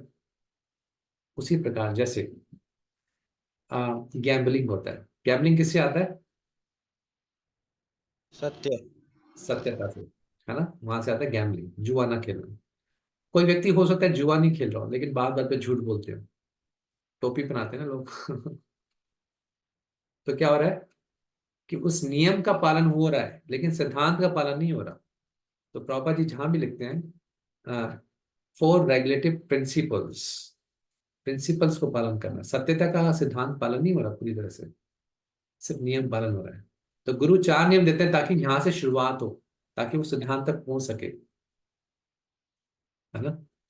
तो उसमें आता है क्लेanलीनेस। एक सेकंड, एक सेकंड, कोई किसी का कोई प्रश्न हो जब तक सोच लीजिए, मुझे एक कॉल उठानी पड़ेगी। हरे कृष्णा प्रभु जी।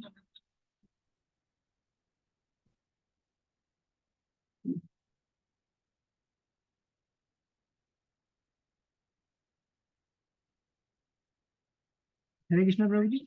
हाँ जी। अगर आपके पास से थोड़ा सा वॉल्यूम बढ़ाया जा सके, थोड़ा सा आवाज ना आपको बहुत दूर से आ रही है।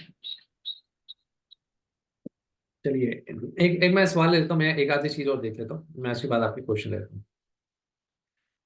तो यह सफाई 2 तरीके की होती है। आंतरिक सफाई, हम कृष्ण का स्मरण करके अपने आप को मन साफ रखते हैं, प्रभु जी बताने की वो चीज होती है। दूसरी क्या होती है? बाहरी सफाई। दोनों सफाई की जरूरत है, तभी एक स्वच्छता का सिद्धांत, सोच, जो 4 सिद्धांत है वो पालन होते हैं, ताकि एक हमेशा मन कृष्ण के बारे में सोचे, और दूसरा आप उसमें ये कब होगा? क्लीनलीनेस नेक्स्ट टू गॉडलीनेस कहते हैं ना प्रभुपाद जी। कोई स्थान बड़ा गंदा है तो वहां पे कृष्ण का स्मरण भी नहीं होगा। तो ये दोनों चीजों की स्टडीनेस, स्थिरता का मतलब प्रॉपर बता रहे हैं, हमेशा व्यक्ति को आगे भक्ति में दृढ़ होकर प्रयास करते रहना चाहिए। अम, अगर कोई दृढ़ नहीं है, प्रभुपाद जी एक जगह लिखते हैं, यहाँ पे लिख रहे हैं, तो उसकी कोई प्रगति नहीं होगी। भक्ति में दृढ़ता रखनी पड़ेगी। दृढ़ता कौन देगा? भक्तों के संग से आएगी। प्रभुपाद जी क्या लिखते हैं, अगर कोई दृढ़ नहीं है तो उसकी भगवान भी मदद नहीं करेंगे। एक जगह ऐसे भी लिखते हैं, इवन नॉट, ऐसे नहीं मदद नहीं करेंगे, even God can not help, God help those who help themselves, है ना।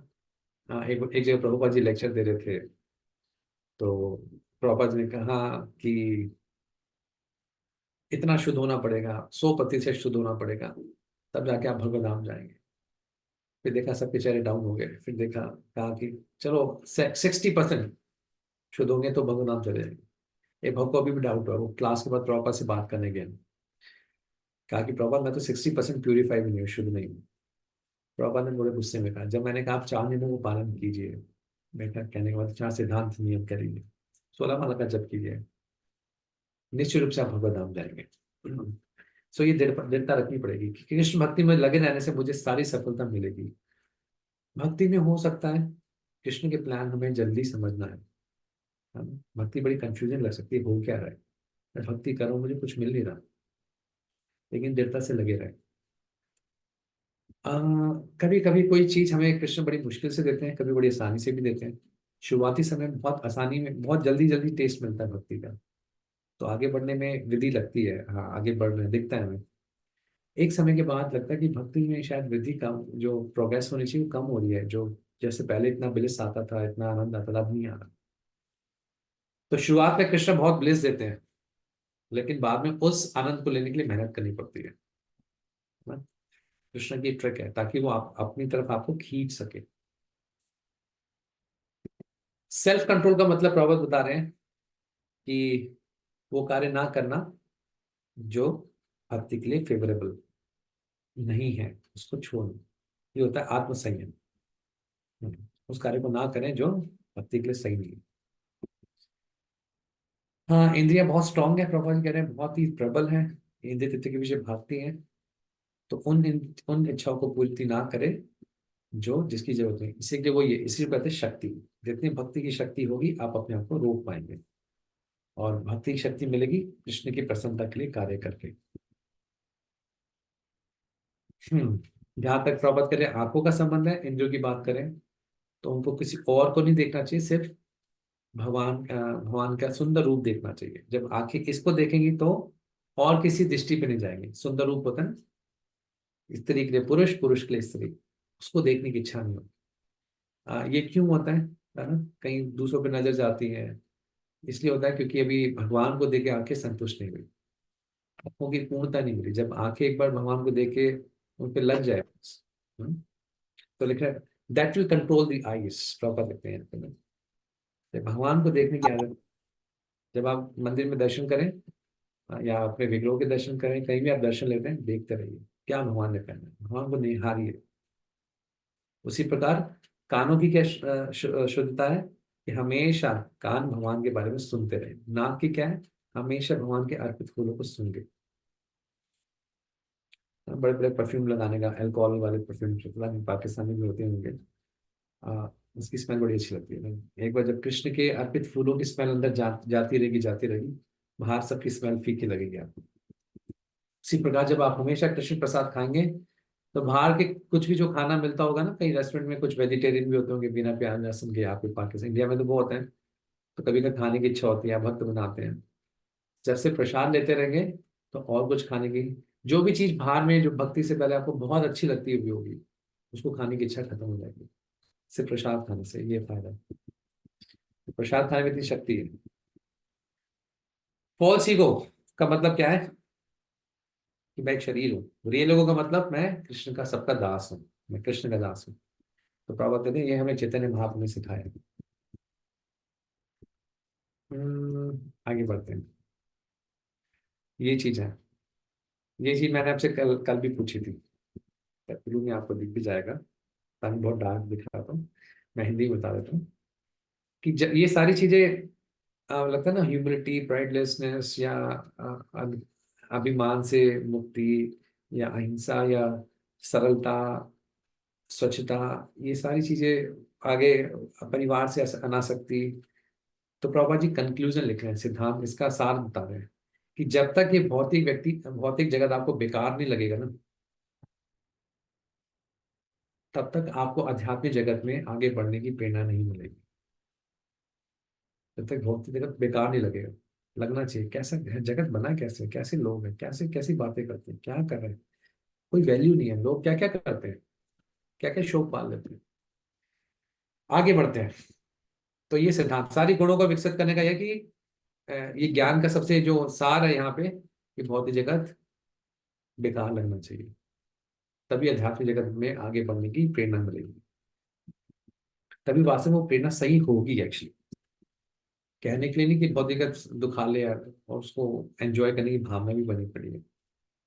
तो भक्ति के प्यास से ये वास्तविक विरक्ति आती है, जबरदस्ती नहीं आती।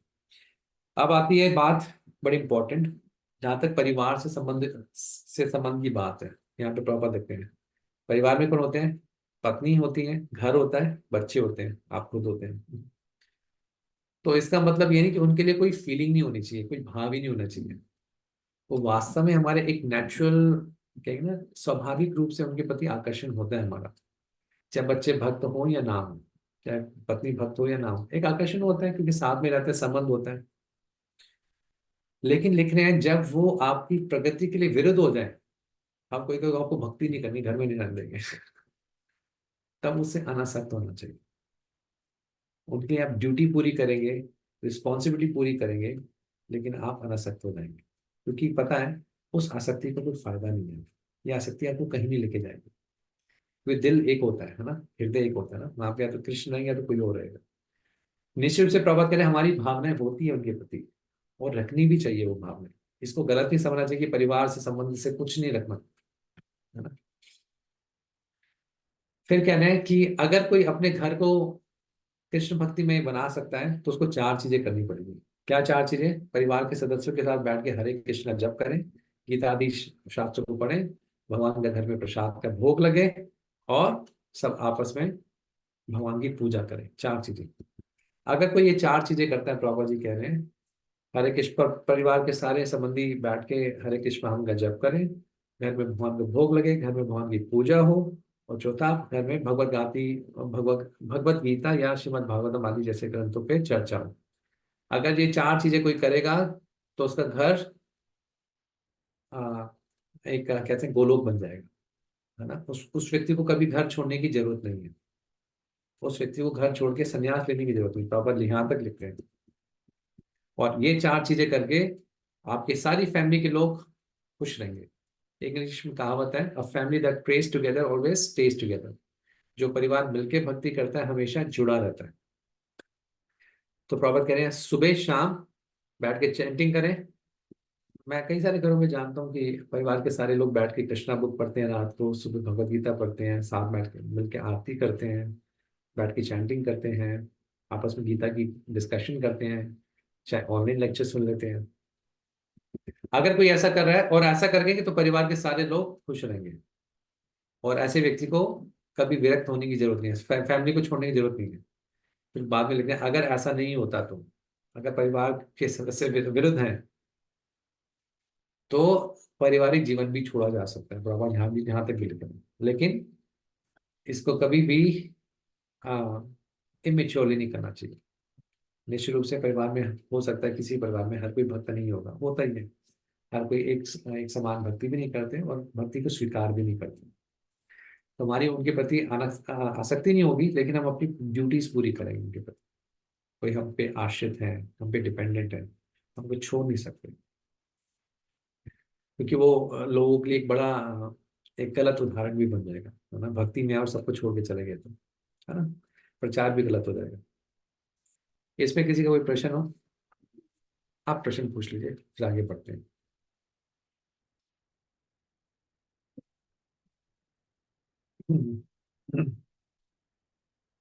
ओके, आगे बढ़ते हैं, नेक्स्ट आइटम।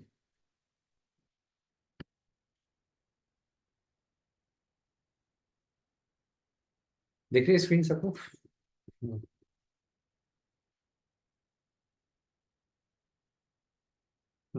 देखो कितनी अच्छी बात लिख रहे हैं।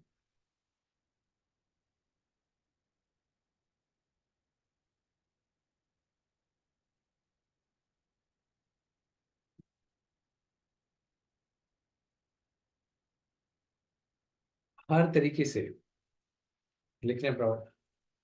पारिवारिक जीवन में जो सुख आते हैं, दुख आते हैं, इससे अनासक्त होना चाहिए, क्योंकि इस दुनिया में कोई भी पूरी तरीके से ना खुश है ना पूरी तरीके से दुखी है। कितनी अच्छी बात लिख रहे हैं प्रॉब्लम जी। अगर सारे संसार में दुखी होते तो संसार में जीने का कोई इम्पिटस ही नहीं है। सभी बिल्कुल दुखी होते तो भी जीने का इम्पिटस नहीं है। संसार में थोड़ा थोड़ा चपल सुख रखा हुआ है। Not fully happy, not fully miserable.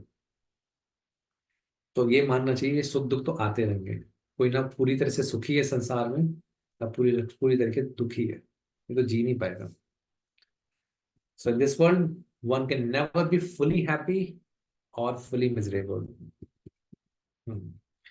इस जब तक ये भौतिक जीवन है, सुख दुख तो आते रहेंगे, इसके साथ जीवन के साथ आते रहेंगे। हर किसी को उसको सहना सीखना चाहिए। हम्म हम्म तो इस स्थिति को प्राप्त करने के लिए प्रभुपाद लिख रहे हैं यहाँ पे, भक्ति बिना किसी रुकावट के प्रयास करते रहना चाहिए। जो शुद्ध भक्ति है कैसी होती है, प्रभुपाद लिखते हैं 8 तरीकों से, जो भागवतम में आता है, जैसे श्रवण कीर्तन विष्णु स्मरण। बस 9 तरीके नवधा भक्ति जो होती है शुद्ध भक्ति। शुद्ध भक्ति का प्रयास करते रहना चाहिए। और इसके बाद अब आते हैं, ये बात बड़ी थोड़ी अटपटी लगेगी लेकिन करते हैं इसको भी चर्चा। जब कोई भक्ति में आता है, प्रभुपाद लिख रहे हैं, तो वो भारी लोगों से संपर्क अपना नहीं रखना चाहता ज्यादा। जो अभक्त लोग होते हैं, हर कोई अपने आप को, प्रभुपाद कह रहे हैं, जांचना चाहिए। कैसे? कि कितना वो अकेले में रहना चाहता है। अब अकेले का और कई सारे मतलब होते हैं यहाँ पे, अकेले का बताते हैं। जैसे हमने पढ़ा था तन्हाई से आसक्ति, जो इसके उसमें लिखा है। एक अकेले रहने का मतलब किसी अभक्त का संग ना करना, किसी अभक्तों के संग से बचना। ऑब्वियसली आप काम धंधा करते हैं, मिलना पड़ता होगा लोगों से, कुछ बातें भी करनी होगी, वो तब तक सीमित है जब तक आपका जब काम बनता है बस। ये नहीं कि आज बोर हो रहे हैं तो अपने किसी दोस्त को फोन करके बातें शुरू कर दी। एक भक्त अपने आप को इससे जान सकता है कि कितना उसको दूसरे बाहर के भक्तों की जरूरत पड़ती है। हालांकि हो सकता है मेरे फैमिली रिलेटिव से बहुत बातें करते हैं ना, माता जी आपस में अपनी फ्रेंड से बहुत, अपनी बहनों से बहुत बातें करती हैं, तो दूसरे घर में शादी होती है, या प्रभु जी अपने ब्रदर से बहुत बातें करते हैं जो भक्त नहीं है। कुछ हद तक जरूरत होती है, मानते हैं, संसार में है, संबंध है, रिलेशनशिप है, बात करते हैं। लेकिन अनवांटेड एसोसिएशन जितना जरूरी हो उतना संबंध बनाए रखने के लिए चाहिए। क्योंकि 10 बातें होती हैं, प्रजल्पा होता है, संसारी चीजें पता लगती है, मन में कंटेमिनेशन आता है। इसलिए जितना जो भक्ति में आगे बढ़ता है उसका एक गुण आपको दिखेगा, और आप ये गुण दूसरों में भी देख सकते हैं, अपने अंदर भी देखिए। वो उतना चुप रहता है, जितना जरूरत है उतना बोलेगा, चुप रहेगा। क्योंकि ना ज्यादा बोलने से हमारी मेंटल एनर्जी खराब होती है, हमारी एनर्जी वेस्ट जाती है, मन चंचल होता है ज्यादा बोलने से, ज्यादा बातें करने से। कुछ लोगों को बोलने का शौक होता है, उससे हमारी शरीर की जो मेंटल एनर्जी ना विकार में ड्रेन्स होती है, ड्रेन आउट होती है कह सकते हैं इसको, या वेस्ट जाती है, वेस्ट में नष्ट हो जाती है, व्यर्थ जाती है सॉरी। सो शरीर की शक्ति बचा के रखेंगे। और इससे क्या है, मन भी बड़ा चंचल होता है, बहुत बोलते हैं, बोलते रहते हैं, सुनते नहीं, चुप रहे। और दूसरा क्या है, अकेले रहने से, ये तो हो गया भक्त, अकेले रहने का एक मतलब हो गया भक्तों के संग में रहना। अब भक्तों का संग लगा एक मतलब है। दूसरा मतलब, जब वास्तव में आप अकेले रहते हैं ना, आपको अपनी भक्ति का पता लगता है, आपको अपनी असलियत पता लगती है। वो सबके सामने रह के नहीं पता लगती। आप कितने पानी में हैं कितने में हैं वो आपको अकेले में पता है। घरों में हम अकेले रहते हैं ना। So how far he is incline to live in a solitary place, कितना मन करता है मैं अकेले रह के। ऑब्वियसली भक्ति में हम ये नहीं कहते अकेले खो जाएं, ऑब्वियसली भक्तों के संग में रहें, यही हमारा एक प्रयास रहता है। लेकिन कभी कभी अकेले अकेले बैठ के ना थोड़ा सा आपको अपना, अपने अंदर झांकने का मौका मिलता है। जब हमेशा लोग साथ घिरे पड़े हैं तो उसमें अपना अवलोकन नहीं हो पाता कभी। इसलिए कभी अपने लिए समय निकालें, है ना, अपने आप से बात कर सकें, अपने अंदर झांक सकें, इंट्रोस्पेक्शन, उसके लिए एक स्पेस चाहिए होता है। जो हमेशा लोगों से घिरे हुए रहते हैं ना, तो नहीं मिल पाता। मुझे शायद समझ नहीं आ रहा आपको ये बात समझ आ रही होगी या नहीं आ रही हो, लेकिन इसका भी इम्पोर्टेंस है। प्रभुपाद जी भागवत में लिखते हैं एक प्रचारक को भी अकेले रहना चाहिए, कभी कभी, मैंने कहा अकेले खो जाना चाहिए, कुछ समय अपने लिए रखना चाहिए, चाहे अपनी भजन के लिए, अपनी साधना के लिए, अपने रीडिंग के लिए, जो भी आप करते हैं अकेले में आप अपने आप को देखते हैं कि हाँ अकेले में अपनी परख होती है, आपको अपनी जांच पता लगती है कि आप कहाँ पर हैं। क्यों अकेले में व्यक्ति वही व्यक्ति करता है, वो चीज करता है जहाँ पे उसकी आसक्ति होती है, समझ नहीं। अब वही काम करेंगे, किसी व्यक्ति को अकेला छोड़ दो, क्या करेगा, जहाँ पे उसका नेचुरल मन जाता है वही करेगा। सो अकेलेपन से भी अपनी सच्चाई पता लगती है। तो मुझे तो नहीं पता पाकिस्तान में क्या लेकिन हम देखते हैं कुछ यहाँ से लोग जाते हैं, वृंदावन जाते हैं, 2-4 दिन रह के आते हैं, अपना अपनी भजन, अपनी इंट्रोस्पेक्शन करते हैं, चाहे डायरी राइटिंग करते हैं, चाहे कुछ पढ़ के आते हैं, कुछ सुनकर आते हैं, थोड़ा अपने साथ रहते हैं थोड़ा सा। ओके, इसका मतलब दूसरा मतलब हमारे लिए है कि भक्तों के संग में रहे। हो, आगे बढ़ते हैं। कोई प्रश्न किसी का? आगे बढ़ते हैं।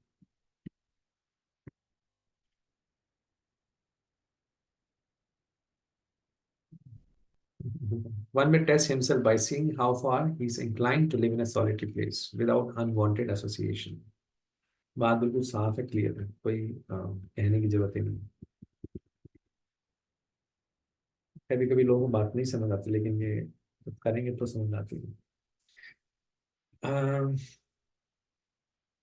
जहां तक भक्ति का सवाल है, प्रकट करेंगे भक्ति मतलब एक जीव का और कृष्ण के साथ संबंध की बात होती है।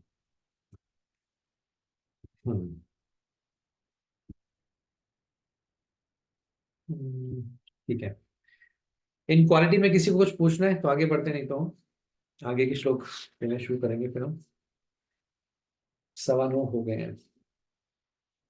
तो लास्ट की जो 2 क्वालिटी हैं इसके अंदर जो लिखी हैं, आत्म साक्षात्कार की जो महत्वता है और भगवान को तत्व से समझने की जो जिज्ञासा है, ये विशेष रूप से ज्ञानी की होती है, प्रभुपाद जी भी लिख रहे हैं। लेकिन भक्त के अंदर सारे गुण भक्ति के प्रयास से स्वतः ही आ जाते हैं। और हमने बताया भक्ति का मतलब इन गुणों को लाने का भी प्रयास करना होता है। भक्ति अलग नहीं होती, गुण का प्रयास करना अलग नहीं होता, दोनों एक ही है। अब भगवान ने ये बताया अभी तक कि प्रोसेस ऑफ नॉलेज क्या है, ज्ञान की विधि क्या है, कैसे ज्ञान प्राप्त किया जाता है, इन गुणों को विकसित करके ज्ञान प्राप्त किया जाता है। आप बताएंगे ज्ञान प्राप्त करने का लक्ष्य क्या होता है, क्यों ज्ञान प्राप्त किया जाता है। ठीक है, सो श्लोक नंबर 13 से भगवान बता रहे हैं क्या कि ज्ञान का लक्ष्य क्या है। तो 2 लक्ष्य हैं, यहाँ पे दोबारा उसी की बात करेंगे।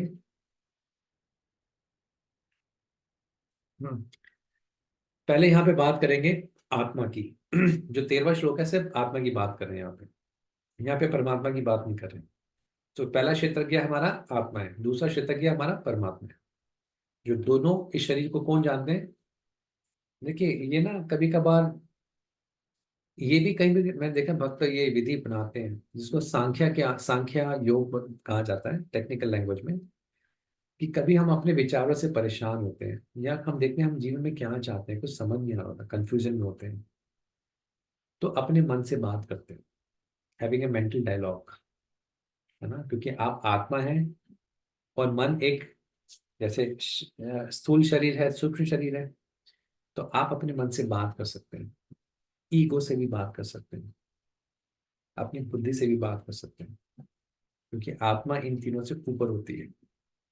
ये लोग प्रयास करते हैं कि आपका मन क्या चाहता है। कभी कभार ना बहुत हमें लगता है कि हम ही मन है, बहुत एक जो झूठा इंकार होता है उसको, उसमें क्या होता है कि हम शरीर है, हम ही मन है, मेरा जो मन सोचा वो मैं सोच रहा हूँ। कभी कभार जब मन की कोई अनजस्टिफाइड कोई ऐसी बात जो ठीक नहीं लग रही, तो मन से बात की जा सकती है, मन क्या चाहता क्या है, तभी अकेलेपन में बातें हो सकती हैं। और कुछ हीलर्स भी होते हैं, हमने कुछ देखा भक्ति के मार्ग में कुछ हीलर्स होते हैं, भक्त हीलर्स जो ऐसी बातें करते हैं, स्पीक टू योर माइंड, मन को समझाओ। इसलिए कई आचार्यों ने किताबें भी लिखी, मना शिक्षा, अपने मन को शिक्षा देना। प्रभुपाद जी कहते थे, मेरे जो गुरु महाराज थे वो कहते थे, सो जूते मारने चाहिए मन को रोज, है ना। मन को सुन के उसको झूठे मानना चाहिए, ये क्या सोच रहा है, ये क्या सोच रहा है, बेसिकली मन को समझाना चाहिए। तो इसका इसका भी है। तो अभी आत्मा की बातें कर रहे हैं, अभी आत्मा की बात हो रही है। तो 13वें श्लोक में भगवान आत्मा के बारे में बता रहे हैं। क्या बता रहे हैं कि आत्मा का कोई कोई शुरुआत नहीं है। प्रभुपाद जी इसके तात्पर्य में बताएंगे आत्मा कब बनी, इसकी कोई डेट नहीं है। कब भगवान का अंश बनी, इसकी भी कोई डेट नहीं निकाल सकता। शाश्वत रूप से आत्मा है भगवान की। जैसे भगवान शाश्वत है, भगवान के आने की कोई डेट नहीं होती। भगवान का ना कोई कॉज है ना कोई इफेक्ट है। भगवान का कोई कॉज नहीं होता, भगवान अपने ही कॉज है, या भगवान अपने आप में इंडिपेंडेंट है। भगवान इस प्रकृति के अधीन नहीं होते, ना समय के अधीन है, ना गुणों के अधीन है, ना प्रकृति के नियमों के अधीन है। इसको कहते हैं the Lord is beyond cause and effect, कहीं भी आप पढ़ेंगे। लेकिन आत्मा होती है।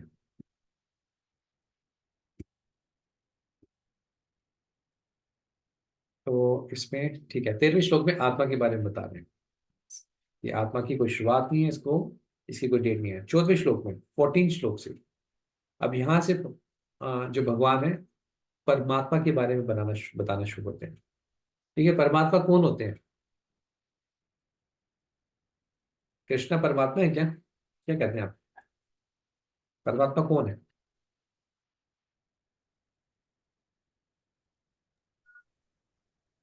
परमात्मा जो हमारे सूक्ष्म हृदय में रहते हैं, वो कृष्णा होते हैं। कृष्णा का ही रूप होते हैं, कृष्णा का ही एक अवतार। कृष्णा नहीं होते यानी? नहीं, कृष्णा ही होते हैं। विष्णु होते हैं फिर हम उनको शिव भगवान क्यों नहीं बोलते? हम उनको भगवान, अच्छा ठीक है, हम उनको भगवान क्यों नहीं बोलते, फिर परमात्मा क्यों बोलते हैं?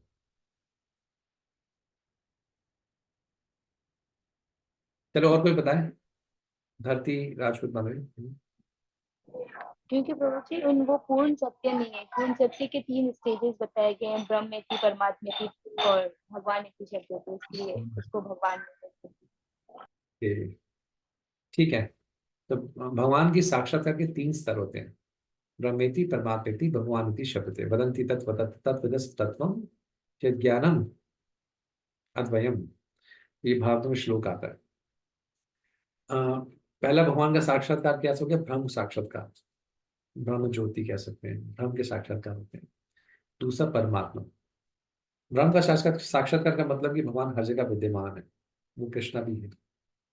दूसरा परमात्मा, भगवान के जो भगवान के जो पर्सनल एक्सपेंशन है, जो भगवान के विस्तार है, वो सबके हृदय में बैठे हैं।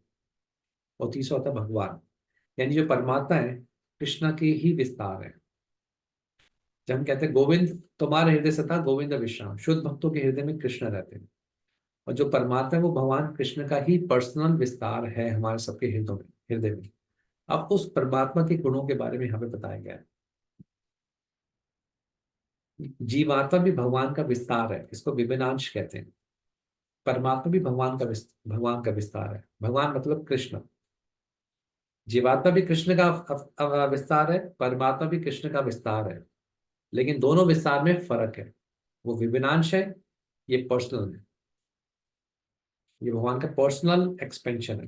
भगवान अपने आप को एक्सपेंड करते हैं, सबके हृदय में विस्तार करते हैं, सबके हृदय में आ जाते हैं।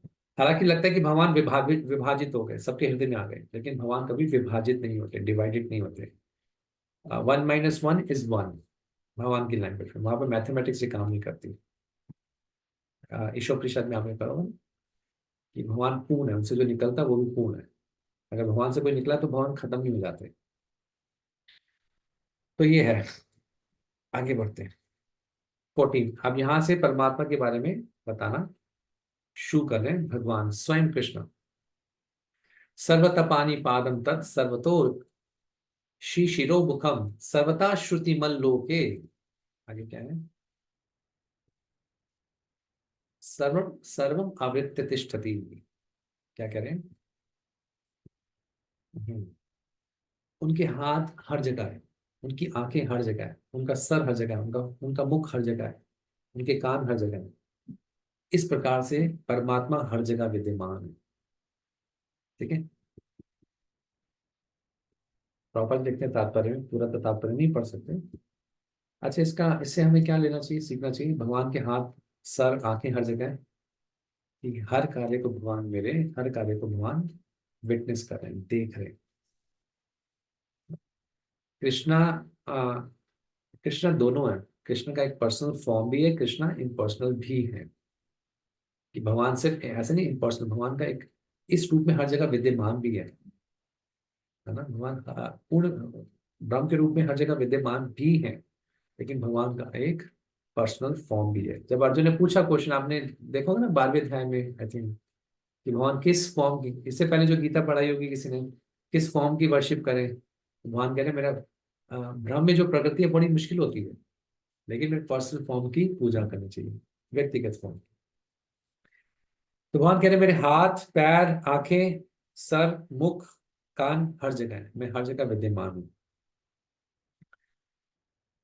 और आगे क्या लिखते हैं, वही सभी इंद्रियों के स्वामी हैं। सारी इंद्रियां जो हमारी आई हैं उन्हीं से आई हैं, और भगवान ही सभी सृष्टि जो जीव हैं उनके मेंटेनर हैं, उनके पालन करता है। 3 गुणों से ऊपर हैं, और 3 गुणों के मालिक हैं। भगवान कंट्रोलर है, नियंत्रक है, उसको कंट्रोल करते हैं। शायद मैं इसमें कुछ कर नहीं पाया आई गेस। एक सेकेंड, मुझे थोड़ा सा कमी। ओ एक्चुअली ना, मैं आपको इसमें से पढ़ के बता दूँ, मैंने जो मार्क किया था वो मैंने इसमें किया था।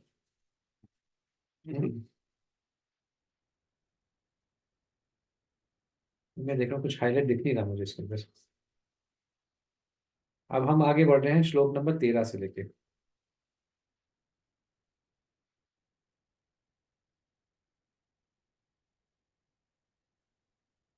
प्रभा जी लिखते हैं श्लोक नंबर 13 के अंदर पहली बात, कि जिसको आत्मा और परमात्मा का ज्ञान है वो वास्तव में अमृत चख सकता है। उसको वास्तव में अमृत का मतलब क्या, आनंद, आनंद का स्वाद होता है। जिसको आत्मा और परमात्मा का ज्ञान हो जाए, एक होता है थियोरटिकल नॉलेज, एक वास्तव में रियलाइज नॉलेज। जो वास्तव में बात अपने आप से ना, बात तभी वही भगवान से बात करनी चाहिए, अपनी सारी चीजें बतानी चाहिए संबंध बनाने के लिए। आगे 14 श्लोक में लिखते हैं प्रभा की तात्पर्य में, कि भगवान अपना हाथ कितना भी बढ़ाना चाहे उतना बढ़ा सकते हैं, लेकिन एक आत्मा नहीं कर सकती। भगवद गीता में लिखा है, भगवान कहते हैं अगर कोई मुझे पत्ता, फूल, पानी कुछ भी ऑफर करता है, भगवान चाहे जितना भी दूर हो उसको स्वीकार करते हैं। चाहे हो सकता है भगवान अपने धाम में हो, लेकिन अगर आप उनको कुछ ऑफर करते हैं तो भगवान स्वीकार कर लेते हैं। ये भगवान की शक्ति होती है। अच्छा, एक चीज, ये भगवान की यहाँ पे शक्ति की बात जब करते हैं ना, आगे लिख रहे हैं, क्योंकि भगवान ऑमनीपोटेंट है, भगवान सर्वशक्तिशाली है। एक चीज समझने वाली है, हम कहते हैं ना भगवान सब कुछ जानते हैं, भगवान है ना, कृष्णा सब कुछ जानते हैं, क्या कहते हो, कृष्णा सब कुछ जानते हैं ना। जी प्रभु। और भगवान सब कुछ यस। करने में सक्षम भी होते हैं, भगवान सर्व शक्तिशाली भी होते हैं ना, ऑल पावरफुल। भगवान सब कुछ जानते हैं और सब कुछ कर भी सकते हैं ना। जी प्रभु। हाँ, ऐसा तो नहीं भगवान की कार्य करने की क्षमता कुछ होती है, सीमित होती है, ऐसा तो नहीं होता ना। तो जब हम भगवान की, हमें ये 2 क्वालिटी पता है, कि भगवान सब कुछ जानते हैं, सर्वज्ञ, यानी हमारे बारे में सब कुछ जानते हैं, सब कुछ पता है, दुनिया के बारे में सब कुछ जानते हैं, मेरे बारे में सब कुछ जानते हैं, सर्वज्ञ, इसको कहते हैं सर्वज्ञ। सेकंड, भगवान सब कुछ करने में समर्थ भी है। ठीक है, जो व्यक्ति सब कुछ जानता है वो सब कुछ कर भी सकता है ना। अ, तो कभी कभी हमारे जीवन में अपने प्रश्न उठते हैं कि भगवान क्या चाहते हैं, है ना, कभी स्थिति से निकल रहे होते हैं। तो जब ये भगवान के 2 गुण किसी को पता है, उसको पहचान, उसको मानना चाहिए भगवान सब कुछ जानते हैं और भगवान सब कुछ कर भी सकते हैं, फिर भी नहीं कर रहे, उसका मतलब क्या है, कुछ रीजन हो मैं थोड़ी सकता क्लास, फिर मैं डोज करवाता हूँ, ठीक है। है। मैं डोज बताता हूँ तुमको, फिर मैं क्लास करूँ। हाँ,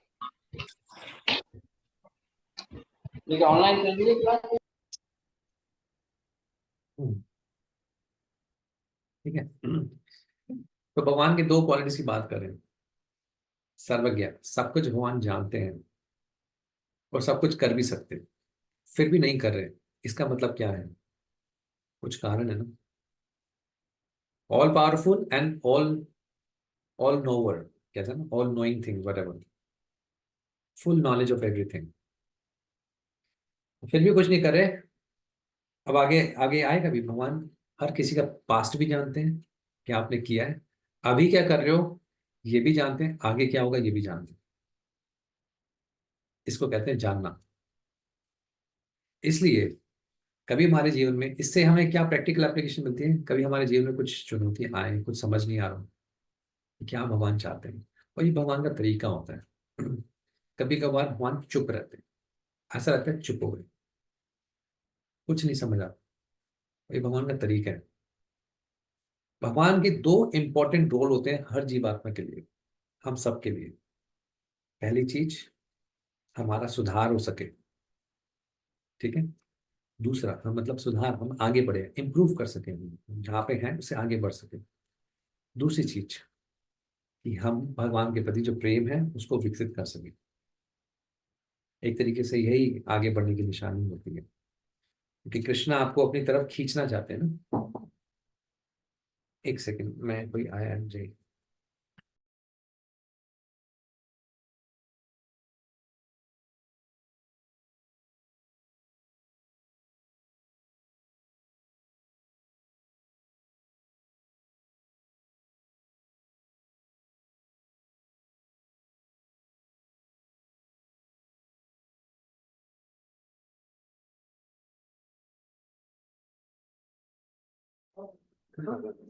नहीं चल रही क्लास तो।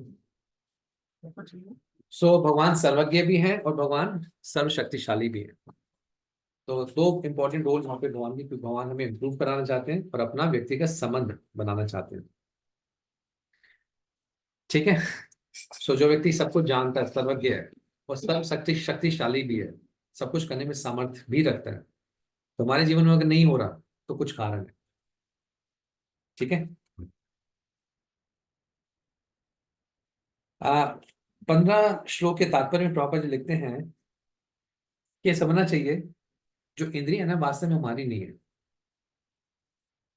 कृष्णा इन इंद्रियों के स्तोत्र है, are not exactly like ours. Krishna इंद्रियों के स्तोत्र है, और भगवान की इंद्रियां हमारे जैसी नहीं होती। भगवान की इंद्रियां दिव्य इंद्रियां होती है, इसलिए उनके हाथ हर जगह है, उनके पैर हर जगह है, उनके भौतिक हाथ नहीं, भगवान के दिव्य हाथ है। ओके, कुछ ठीक है। इसलिए वो प्रॉपर भगवान की ना भौतिक आंखें हैं। अगर उनकी भौतिक आंखें नहीं है तो, लेकिन उनकी आंखें हैं, तो उनकी आंखों से कैसे देखते हैं? प्रॉपर लेकिन क्या भगवान देख सकते हैं? भगवान देख सकते हैं किसी का पास्ट, किसी का फ्यूचर, किसी का भूत, भविष्य और वर्तमान, सब देख सकते हैं, क्योंकि भगवान सबके हृदय में रहते हैं। उनको पता है हमने पहले क्या किया है, अभी हम क्या कर रहे हैं, और हमारे लिए क्या किस चीज की प्रतीक्षा हो रही है। कृष्णा ये देख सकते हैं। इसलिए जब हमने बात करी सर्वज्ञ, जो भगवान सब कुछ जानते हैं, उनको पता है हमारे लिए क्या आ रहा है, और वो सर्वशक्तिशाली भी है, सब कुछ करने का सामर्थ्य भी रखते हैं। लेकिन कभी कभी नहीं करते, या फिर हमें लगता है कि हमें नहीं करते हुए दिख रहे। इसका मतलब क्या है? प्रभुपाद लिख रहे हैं, what is awaiting us in the future. भगवान को पता है हमारे लिए क्या आने वाला है। एक बार एक प्रभुपाद जी के शिष्य थे, तो उन्होंने ये प्रश्न पूछा कि अगर भगवान हमारा भविष्य भी जानते हैं, तो फिर हमारी फ्री विल कहाँ चलेगी, है ना। जब हम कई बार बात करते हैं भगवान ने हम सबको एक स्वेच्छा दी है, फ्री विल दी है, तो ये कहाँ चली जाती फिर? इसकी बात क्यों होती है फिर? जब भगवान, हमें पता है, भगवान को पता है हम ये कार्य करेंगे, तो स्वेच्छा, इंडिपेंडेंस तो रही नहीं ना फिर। तो प्रभुपाद ने एक उत्तर दिया उस शिष्य को कि अगर आप भक्ति में आते हैं तो भगवान को पता है भगवत धाम चले जाएंगे, ठीक है। आप भक्ति का प्रयास कर रहे हैं, आप भगवत धाम चले जाएंगे, लेकिन कब आप भक्ति से च्युत हो जाएंगे ये भगवान को नहीं पता, कब आप माया में मिल जाएंगे। इसको कहते हैं फ्री विल। आगे क्या लिखते हैं? भगवान सभी दुनिया के जितना भी ऐश्वर्य है उसके मालिक हैं, सब धन के मालिक हैं, सारी शक्ति भगवान से आई है। एंड लिख रहे हैं he is the most intelligent. Krishna सबसे बुद्धिमान व्यक्ति है। And he is full of knowledge, सब चीज का ज्ञान है। और ये भगवान प्रभा लिख रहे हैं, ये भगवान कृष्ण के कुछ लक्षणों के बारे में, परमात्मा के लक्षणों के बारे में चर्चा हुई। हालांकि ऊपर परमात्मा यहाँ पे प्रभा जी हमेशा कृष्ण के चर्चा उसको रिलेट करते हैं। जो श्लोक में आ रहे परमात्मा के लक्षण आ रहे हैं, लेकिन प्रभुपाद उसको हमेशा कृष्णा से, क्योंकि परमात्मा भी कृष्णा की ही पर्सनल एक्सपेंशन है और उन सभी के वो मेंटेनर है, सभी के पालन करता है। आगे लिखते हैं, हालांकि भगवान के हमें हाथ, पैर, मुख हमें दिखाई नहीं देता और उनका होता है, लेकिन जब हम अपनी आध्यात्मिक चेतना में आगे बढ़ते हैं और इस भौतिक इंद्रियों से शुद्ध हो जाते हैं, तब हम भगवान के रूप को देख भी सकते हैं, जो एक मायावादी नहीं दे सकता। जब हम इस भौतिक इंद्रियों को शुद्ध कर लेंगे, कभी हम हेरी वो श्री वृंदावन, हम ये धाम भगवान का रूप कब दिखेगा? जब इस भौतिक इंद्रियों से हम शुद्ध हो जाएंगे। ठीक है, ये हो गया 15 श्लोक के तात्पर्य के अंदर। आगे बढ़ते हैं, मैं स्क्रीन पे भी लगा लेता हूँ। 16 श्लोक में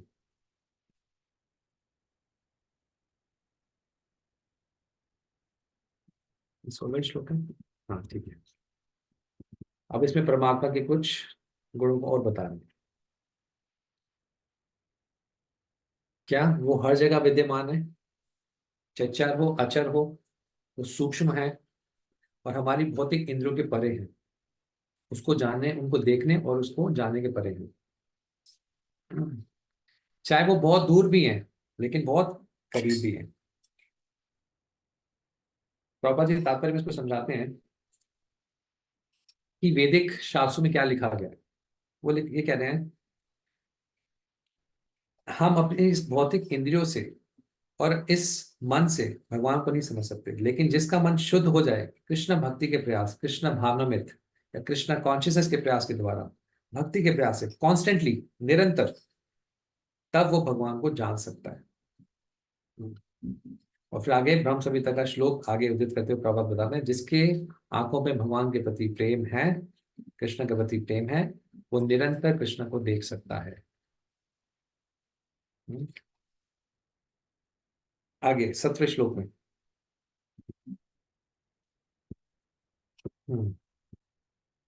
तो ये 18वें श्लोक तक परमात्मा के गुणों की चर्चा हो रही है। उसके बाद फिर भगवान बताएंगे कि कौन इन गुणों को समझ सकता है 19वें श्लोक में। तो उसके बाद एक थीम खत्म होता है, तो आज वहीं पे हम विराम देंगे। फिर आगे बढ़ते हैं 17वां श्लोक। इसमें क्या कह रहे हैं?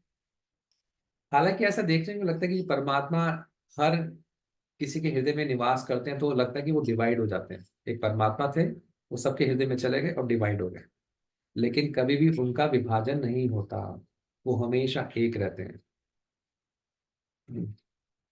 और लिख रहे हैं कि वो हर जीवात्मा के पालन करता है। दोबारा लिख रहे हैं, पहले भी श्लोक में ये आया था।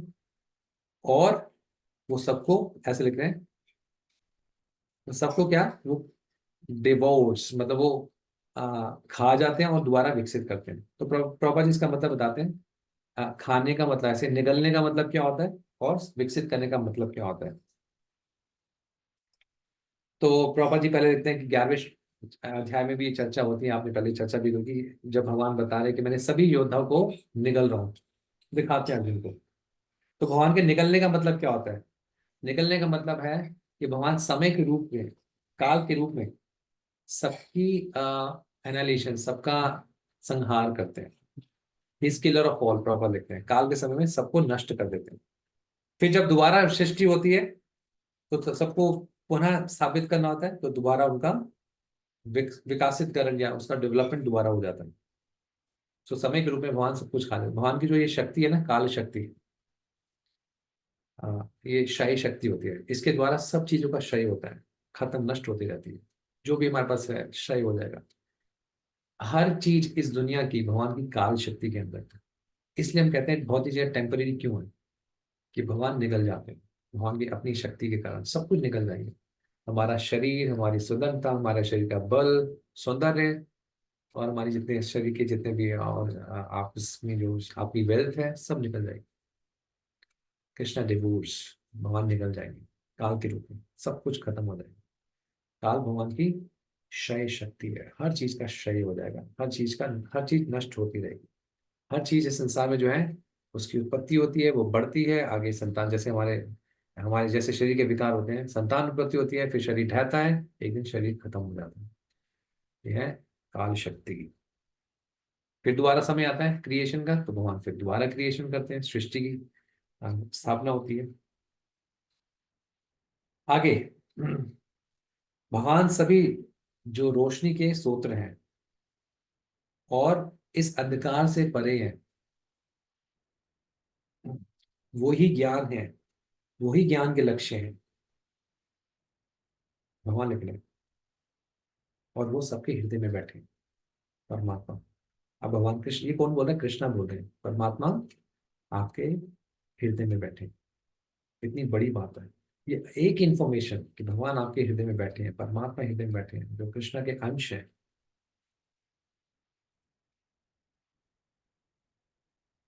प्रॉपर लिखे हैं, जो अपने आप को आध्यात्मिक जगत में स्थापित करना चाहता है, उसको इस ज्ञान का फायदा उठाना चाहिए कि भगवान मेरे हृदय में है।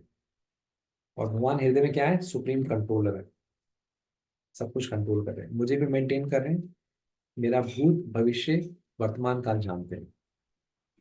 तो यहाँ पर ये 18वें श्लोक में यहाँ पर इस परमात्मा के गुणों की चर्चा को खत्म करते हैं। ये क्या कि भगवान सबके हृदय में भी है। अब 19वें श्लोक में ये जो थीम है खत्म होता है कि कौन इसको जान सकता है। क्या कहते हैं कि जो ये क्षेत्र है, जो ये शरीर है, उस क्षेत्रज्ञ के बारे में जो मैंने आपको ज्ञान दिया, सिर्फ मेरे जो अनन्य भक्त हैं वो इसको जान सकते हैं और इस मेरे जो स्वभाव को प्राप्त कर सकते हैं। मत भावा, मेरे भाव को प्राप्त कर सकते हैं, मेरे प्रति सचेत हो सकते हैं। कौन? जो मेरे अनन्य भक्त है, वो इस चीज को समझ सकता है। प्रभुपाद जी तात्पर्य बताते हैं ये जो पूर्ण ज्ञान है वो सिर्फ भगवान के शुद्ध भक्तों के द्वारा ही समझा जा सकता है और किसी को कोई नहीं समझ सकता। यहाँ पर बताया गया, प्रभुपाद लिखते हैं कि सिर्फ शुद्ध भक्त ही इन चीजों को समझ सकता है। क्या क्या चीजें? क्षेत्रज्ञ, ज्ञान की विधि क्या है और परमात्मा क्या है। 3 चीजें बता रहे हैं प्रभुपाद जी इसके लास्ट पैराग्राफ में। क्षेत्र, ये शरीर, परमात्मा, आत्मा, और कैसे इनको समझना है सिर्फ एक भक्त जान सकता है। और इसलिए उन्हीं के लिए भगवत गीता यूजफुल होती है। जो भक्त है, भक्ति योग के माध्यम से भगवत गीता जो पढ़ता है, उसी के लिए भगवत गीता यूजफुल है, और किसी के लिए यूजफुल नहीं है, यूजलेस है। भक्ति गीता को समझ सकता है। तो ये भक्ति है जो अपने परम लक्ष्य को प्राप्त कर सकते हैं, जो कृष्ण है। और भक्ति है वो इसी का लाभ उठा सकते हैं, और कोई इसका लाभ नहीं उठा सकता। तो परमात्मा गुणों की थोड़ी चर्चा हुई है कि परमात्मा अंदर है, बाहर है, हर जगह विद्यमान है, उनके हाथ पैर हर जगह है, वो सूक्ष्म है, वही ज्ञान है, वो कभी विभाजित नहीं होते, वही सभी प्रकृति के जो जीवात्मा के पालनहार हैं, वही समय काल के रूप में सबको निगल लेते हैं और वही सृष्टि की उत्पत्ति करते हैं। ये परमात्मा के कुछ गुणों को इसमें बताया गया है। तो अब आगे से एक नया थीम आएगा। जो पहले 2 प्रश्न थे अर्जुन के, प्रकृति क्या है और पुरुष क्या है। आगे हम कल से पढ़ेंगे इसमें कि जीव माया में कैसे गिरता है। हम जीव प्रकृति में कैसे आता है, प्रकृति मतलब माया। सो जीव क्या होती है, प्रकृति का क्या रहस्य है, जीव का क्या रहस्य है, इसके बारे में कल चर्चा करेंगे, है ना। तो अभी तक भगवान ने क्या क्या बताया? भगवान ने क्षेत्र बताया, शरीर बताया, उसमें 24 तत्वों की गणना करी, वो बताया। शरीर कैसे बना। भगवान ने क्षेत्रज्ञ बताया, आत्मा के बारे में बताया, फिर परमात्मा के बारे में बताया, और ज्ञान के बारे में बताया, ज्ञान का लक्ष्य बताया, है ना। तो 4 चीजें हो गई, अब 2 चीजें बची। पुरुष कौन है और प्रकृति क्या है। तो ये 6 चीजें पूछी थी अर्जुन ने, उसमें से 4 चीजें भगवान ने बता दी। ज्ञान, क्षेत्र, क्षेत्रज्ञ और ज्ञान का जो लक्ष्य है। ये 4 चीजें भगवान ने बता दी। ज्ञान का लक्ष्य, क्षेत्र, क्षेत्रज्ञ और ज्ञान बता दी, प्रोसेस ऑफ नॉलेज, ज्ञान की विधि। ठीक है। अब बाकी 2 चीजें बची इस चैप्टर में, पुरुष और प्रकृति। ये आपको ना, वैसे आप क्योंकि भक्ति के प्रयास में इसलिए आपको सब पता है, लेकिन ये जो चैप्टर है ना, अगर इसकी कंफ्यूजन हो, कोई भाग का कोई भक्त नहीं हो, वो इससे पता नहीं क्या क्या बड़े बड़े फिलोसफर क्या क्या निकाल लेते हैं। भगवान परमात्मा के कोई फर्क नहीं है, जीव प्रकृति में फंसा है, जैसे ही मुक्त होता है तो परमात्मा हो जाता है। संसार में जितनी भी विडंबनाएं हैं, जितनी जितनी फिलोसफीज, दर्शन शास्त्र, सिद्धांत निकलते हैं, वो इसी चैप्टर से निकलते हैं। इन 3 चीजों से निकलते हैं। इन चीजों का आपस में जो इंटरेक्शन होता है, मेल, प्रकृति, पुरुष और जीव, भगवान, या फिर इसको 3 चीजों में और ऐसे बांट सकते हैं, प्रकृति, भगवान और जीव। तो इसकी जब सही सही समझ होती है, इसलिए भगवत गीता सही सही समझ देती है, तभी भगवान की प्राप्ति हो पाती है। तभी भगवान कहते हैं कौन समझ पाएगा, सिर्फ मेरा मद भक्त, मेरा भक्त समझ पाएगा कि ईश्वर की क्या स्थिति है, प्रकृति की क्या स्थिति है और जीव की क्या स्थिति है। जब तीनों में आपस में इंटरेक्शन समझ आ जाएगा, एक ट्रायंगल कह लीजिए इसको, एक त्रिकोण, तब तब भगवान कहते हैं ये वास्तविक ज्ञान उसको प्राप्त होता है। ठीक है। किसी का कोई प्रश्न?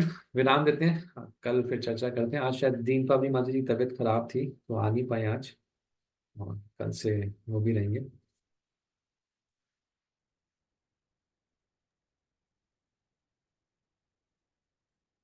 कोई डाउट, कोई क्वेश्चन? तो कल मिलते हैं। तो कल आपको पढ़ के आना है, बता देते हैं आपको। सब पढ़ के आएंगे, सब कहते हैं? क्या क्या लगता है? टाइम बिल्कुल नहीं है, जो यहाँ सुना दे वहीं सुना दे बस, है ना, कुछ पढ़ने की जरूरत नहीं है। कल आप पढ़िए पूरा चैप्टर, जो 19 तक तो पढ़ ही लीजिए, जो हमने चर्चा कर ली है तो पढ़ ही लीजिए। हम मान के चल पढ़ ही लिया होगा, लेकिन आगे के लिए हम कल 20 से लेके 35 श्लोक खत्म करा देंगे। 35 जितने भी हैं, फलश्रुति। हाँ, भगवान पता है क्या कह रहे हैं लास्ट श्लोक में? फलश्रुति दे रहे हैं कि अगर कोई इसको ध्यान से पढ़ता है या सुनता है तो उसको अपना परम लक्ष्य प्राप्त हो जाएगा। ये भगवान आशीर्वाद दे रहे हैं इस चैप्टर के बाद में। इस चैप्टर को जो, इस सारे श्लोकों को जो पढ़ता है, सुनता है, लास्ट श्लोक में 35वें श्लोक में इसको फलश्रुति कहते हैं। फलश्रुति का मतलब इसको पढ़ने का क्या फायदा है? फलश्रुति है वो इस भौतिक संसार के जो प्रकृति से, माया से कह लीजिए, वो मुक्त हो जाएगा और परम लक्ष्य को प्राप्त कर लेगा। ये भगवान का आशीर्वाद है इसके अंदर, सिर्फ पढ़ने से। इसको पढ़ने से जो संसार से जो भौतिक बंधन है सब मुक्त हो जाएगा और परम लक्ष्य को वो अपना प्राप्त कर लेगा। माला बेला शर्मा, आपका नाम माला है, बेला है, समझ नहीं आया। 2 माता जी हैं यहाँ पे। जी प्रभु जी। कौन माला है, कौन बेला है? हरे कृष्णा। वो जो दूसरी वाली माता जी है वो माला है, मैं बेला हूँ। ठीक है, ठीक है, ओके माता, यस। प्रभु वो क्वेश्चन था, आपने बताया कि जब ऐसी हमारी लाइफ में स्थिति आती है कि हमें ऐसा लगता है कि भगवान अभी आंसर ही नहीं दे रहे, तो ये वाला जो टाइम पीरियड होता है तो थोड़ा डिफिकल्ट भी होता है हमें, ऐसा मतलब एक तरह से फेथ भी थोड़ा शेक हो रहा होता है, क्या होगा क्या नहीं होगा, तो इसमें डील कैसे करना चाहिए, मतलब हम रहें कि नहीं, तो ये वाला थोड़ा डिफिकल्ट होता है टाइम पीरियड। देखिए, आप ऑनेस्ट हैं इसलिए आपने प्रश्न पूछ लिया। ये सबके साथ होता है, आप अकेले नहीं हैं। यहाँ पे जितने लोग बैठे हैं, संसार में जितने लोग हैं, सबके साथ होता है ना। और जितने भक्त बैठे हैं, सबके साथ होता है। जो भी भक्ति का प्रयास करें, सबके साथ होता है। इनफैक्ट मैं आपको अभी, मैंने प्रभुपाद जी का एक किस्सा सुना। प्रभुपाद जी अमेरिका में थे और 1970-71 की बात है। तो कुछ कुछ उनके जो शिष्य थे, उनके बारे में कुछ गलत बातें फैला रहे थे। तो प्रभुपाद जी ने तमालकेश महाराज को बुलाया और उनको पता था तमालकेश महाराज को कि क्या सिचुएशन थी। प्रभुपाद ने कहा मुझे यहाँ से ले जाओ। तो उन्होंने कहा कहाँ जाएंगे प्रभुपाद जी? प्रभुपाद ने, मैं यहाँ पे रहना नहीं चाहता, मुझे यहाँ से ले जाओ। फिर तो उन्होंने कहा कहाँ ले जाए? उन्होंने कहा कि ऐसे करते हैं प्रभुपाद जी, आपको लॉस एंजल्स ले जाते हैं यहाँ से। उन्होंने कहा ये ज़्यादा दूर नहीं है। फिर कहते हैं कि चलो आपको यूरोप ले जाते हैं प्रभुपाद। उन्होंने कहा वहाँ भी नहीं जाना। फिर प्रॉपर ने कहा मुझे इंडिया ले जाओ, तो प्रॉपर इंडिया चले गए। फिर 1977 में जब प्रभुपाद जी बिल्कुल बीमार थे, है ना, लास्ट का समय था प्रभुपाद जी का, तब प्रभुपाद जी ने बुलाया तमाल कृष्ण महाराज को, और तमाल कृष्ण महाराज बता रहे हैं, मुझे वही बात याद दिलाई। याद है एक दिन मैं आपसे पूछ रहा था, जब इस स्थिति आई, ऐसी स्थिति आ गई थी, मुझे वहां से निकलना था, तब प्रभुपाद ने बताया। मैं सोच रहा था कि मैं सब कुछ छोड़ के, इंडिया भारत छोड़ के मैं अमेरिका आया था उस समय, भगवान मुझे यहाँ से क्यों भेज रहे हैं, ऐसी स्थिति क्यों क्रिएट कर दी, मैं समझ नहीं पा रहा था। प्रभुपाद ने कहा कि मुझे कुछ समझ नहीं आ रहा था। फिर उसके बाद प्रभुपाद ने, मुझे आज समझ आया वो बात। ये कब बता रहे हैं प्रभुपाद जी? 77 में बता रहे हैं। पहले बात कब की थी? 7 साल पहले की। और तमाल कृष्ण महाराज की एक मेमोरी वाली वीडियो है यूट्यूब पे, आपको उसमें मिल जाएगा, वहीं पे वो बता रहे हैं। तो प्रभुपाद ने बताया, मैं भगवान का उद्देश्य समझा कि भगवान मुझे यहाँ पर वृंदावन में एक कृष्ण बलराम मंदिर देना चाहते थे। और फिर कहते हैं तो जो एक कृष्ण बलराम मंदिर है ना, ये 100 गुना ज्यादा मतलब इम्पोर्टेंट है बाकी सब मंदिर के टाइम, और जितने भी मंदिर हैं इस दुनिया में, कि कृष्णा बलराम मुझे ये मंदिर देना चाहते थे वृंदावन में, इसलिए मुझे वहां से जाना पड़ा उस समय, नहीं तो मुझे आज ये मंदिर मिलता नहीं। And this is 100 times of all the other temples, all ISKCON temples around the world, this Krishna Balram temple in Vrindavan, है ना। तो देखिए, कभी कभी शुद्ध भक्त भी भगवान के, ऑब्वियसली भगवान ये प्रभा जी लीला के माध्यम से बता रहे हैं, वो भगवान के हर प्लान को जानते हैं। और ये क्या है कि भगवान जानबूझ के ऐसा करते हैं ताकि हम भक्ति में स्ट्रगल करें। और व्यक्ति डिस्टर्ब क्यों होता है? डिस्टर्ब इसलिए होता है वो शास्त्र नहीं पढ़ रहा होता। जब वो भगवान की वाणी को सुनना बंद कर देता है, हमारे पास कृष्ण के विचार को, कृष्ण की इंटेंशन को, कृष्ण के भाव को जानने का एक ही तरीका है, वो है शास्त्र। तो क्या होता है, जब हम किसी स्थिति में होते हैं, हमें कुछ नहीं समझ आ रहा, हमें भगवान के विचार को जानने का एक ही तरीका होता है शास्त्र। जब वो भी पढ़ना बंद कर देते हैं तो हम बहुत डिस्टर्ब हो जाते हैं। पहली सीख हमारे लिए है उसमें सीख या लर्निंग, कि जब भी हम ऐसी स्थिति में, शास्त्र पढ़ना बंद ना करें, क्योंकि कृष्ण आपको एक शास्त्र या भक्तों की कथा सुनना बंद ना करें, इसके माध्यम से बात कर सकते हैं। और जीवन में बहुत स्थितियां ऐसी आती हैं, और हमारा भक्ति का जो भजन भी कह सकते हैं, जो भक्ति की इतनी नहीं होती कि हम हर बात भगवान की समझ पाए। भक्ति में इतना स्तर नहीं होता कि भगवान क्या चाहते हैं सब कुछ मुझे समझ आ रहा है, इतना भक्ति का प्रयास नहीं होता, है ना। या तो हम बहुत शुद्ध भक्त हैं कि भगवान की सारी चीजें हमें समझ आती है, नहीं आती समझ, अभी भक्ति में हम आगे बढ़ने का प्रयास कर रहे हैं। तो निश्चित रूप से हर भक्त के लिए भगवान की प्लानिंग होती है। एक भक्त को ओवर आइडिया जरूर लेना चाहिए, हाँ भगवान मेरे मेरे वेल विशर है, कोई भी स्थिति है भगवान का आशीर्वाद है। भक्तों की कथा, भक्तों का संग, शास्त्रों को पढ़ना कभी ना छोड़ें ऐसी स्थिति में। इसका एक ही सिद्धांत है, भक्ति जीवन में कुछ भी होता है, भक्ति ये मानता है ये मेरे लिए एक आशीर्वाद है, भगवान इससे मुझे कुछ सीख लेना चाहते हैं। सीख कई प्रकार की हो सकती है, कि भगवान हमें भक्ति में कुछ स्ट्रगल करवा के और आगे बढ़ाना चाहते हैं, और कुछ उस स्थिति से कुछ सीख देना चाहते हैं, कुछ लेसन, ताकि आप अपने अनुभव से दूसरों को सिखा सकें। कई सारी चीजें हो सकती हैं। हर भक्त के लिए एक अलग है ना। हर किसी के लिए अलग माया, हर किसी के लिए अलग टेस्ट है, हर किसी के लिए अलग। तो भगवान ऐसा किसी का टेस्ट नहीं लेंगे, आप ये नहीं कह रहे भगवान टेस्ट लेते हैं, भगवान कभी क्या टेस्ट लेंगे, भगवान तो सबको बढ़ाना चाहते हैं, है ना। सो या भगवान का टेस्ट लेने का मतलब यही होता है कि भगवान आपको बढ़ाना चाहते हैं। कोई ऐसी स्थिति में है, कभी कभार अपनी भक्ति की कमजोरी के कारण हम भी अपने आप को ऐसी स्थिति में डाल जाते हैं, और जब तक उससे वो मेंटल सफरिंग ना मिले ना, तो वो समझ भी नहीं आती बात। कभी स्थिति में निकल गए, भगवान ने बड़ा जल्दी निकाल दिया, कहीं पे पड़े ऐसे और निकाल दिया, तो वो उससे सीख नहीं मिलती। भगवान चाहते हैं कई बार कि हमें कुछ पीड़ा मिले, कुछ रिएक्शन मिले, ताकि सीख मिले। व्यक्ति बिना रिएक्शन के सीखता भी नहीं, है ना। तो हर चीज की जरूरत होती है, कभी रिएक्शन की जरूरत होती है, कभी प्रताड़ना की जरूरत होती है, वो भगवान देते हैं। क्योंकि इस सफरिंग से, या जब इस पीड़ा से निकलेगा, तो हाँ इसको ये समझ आ जानी चाहिए, ये भगवान का एक विचार होता है।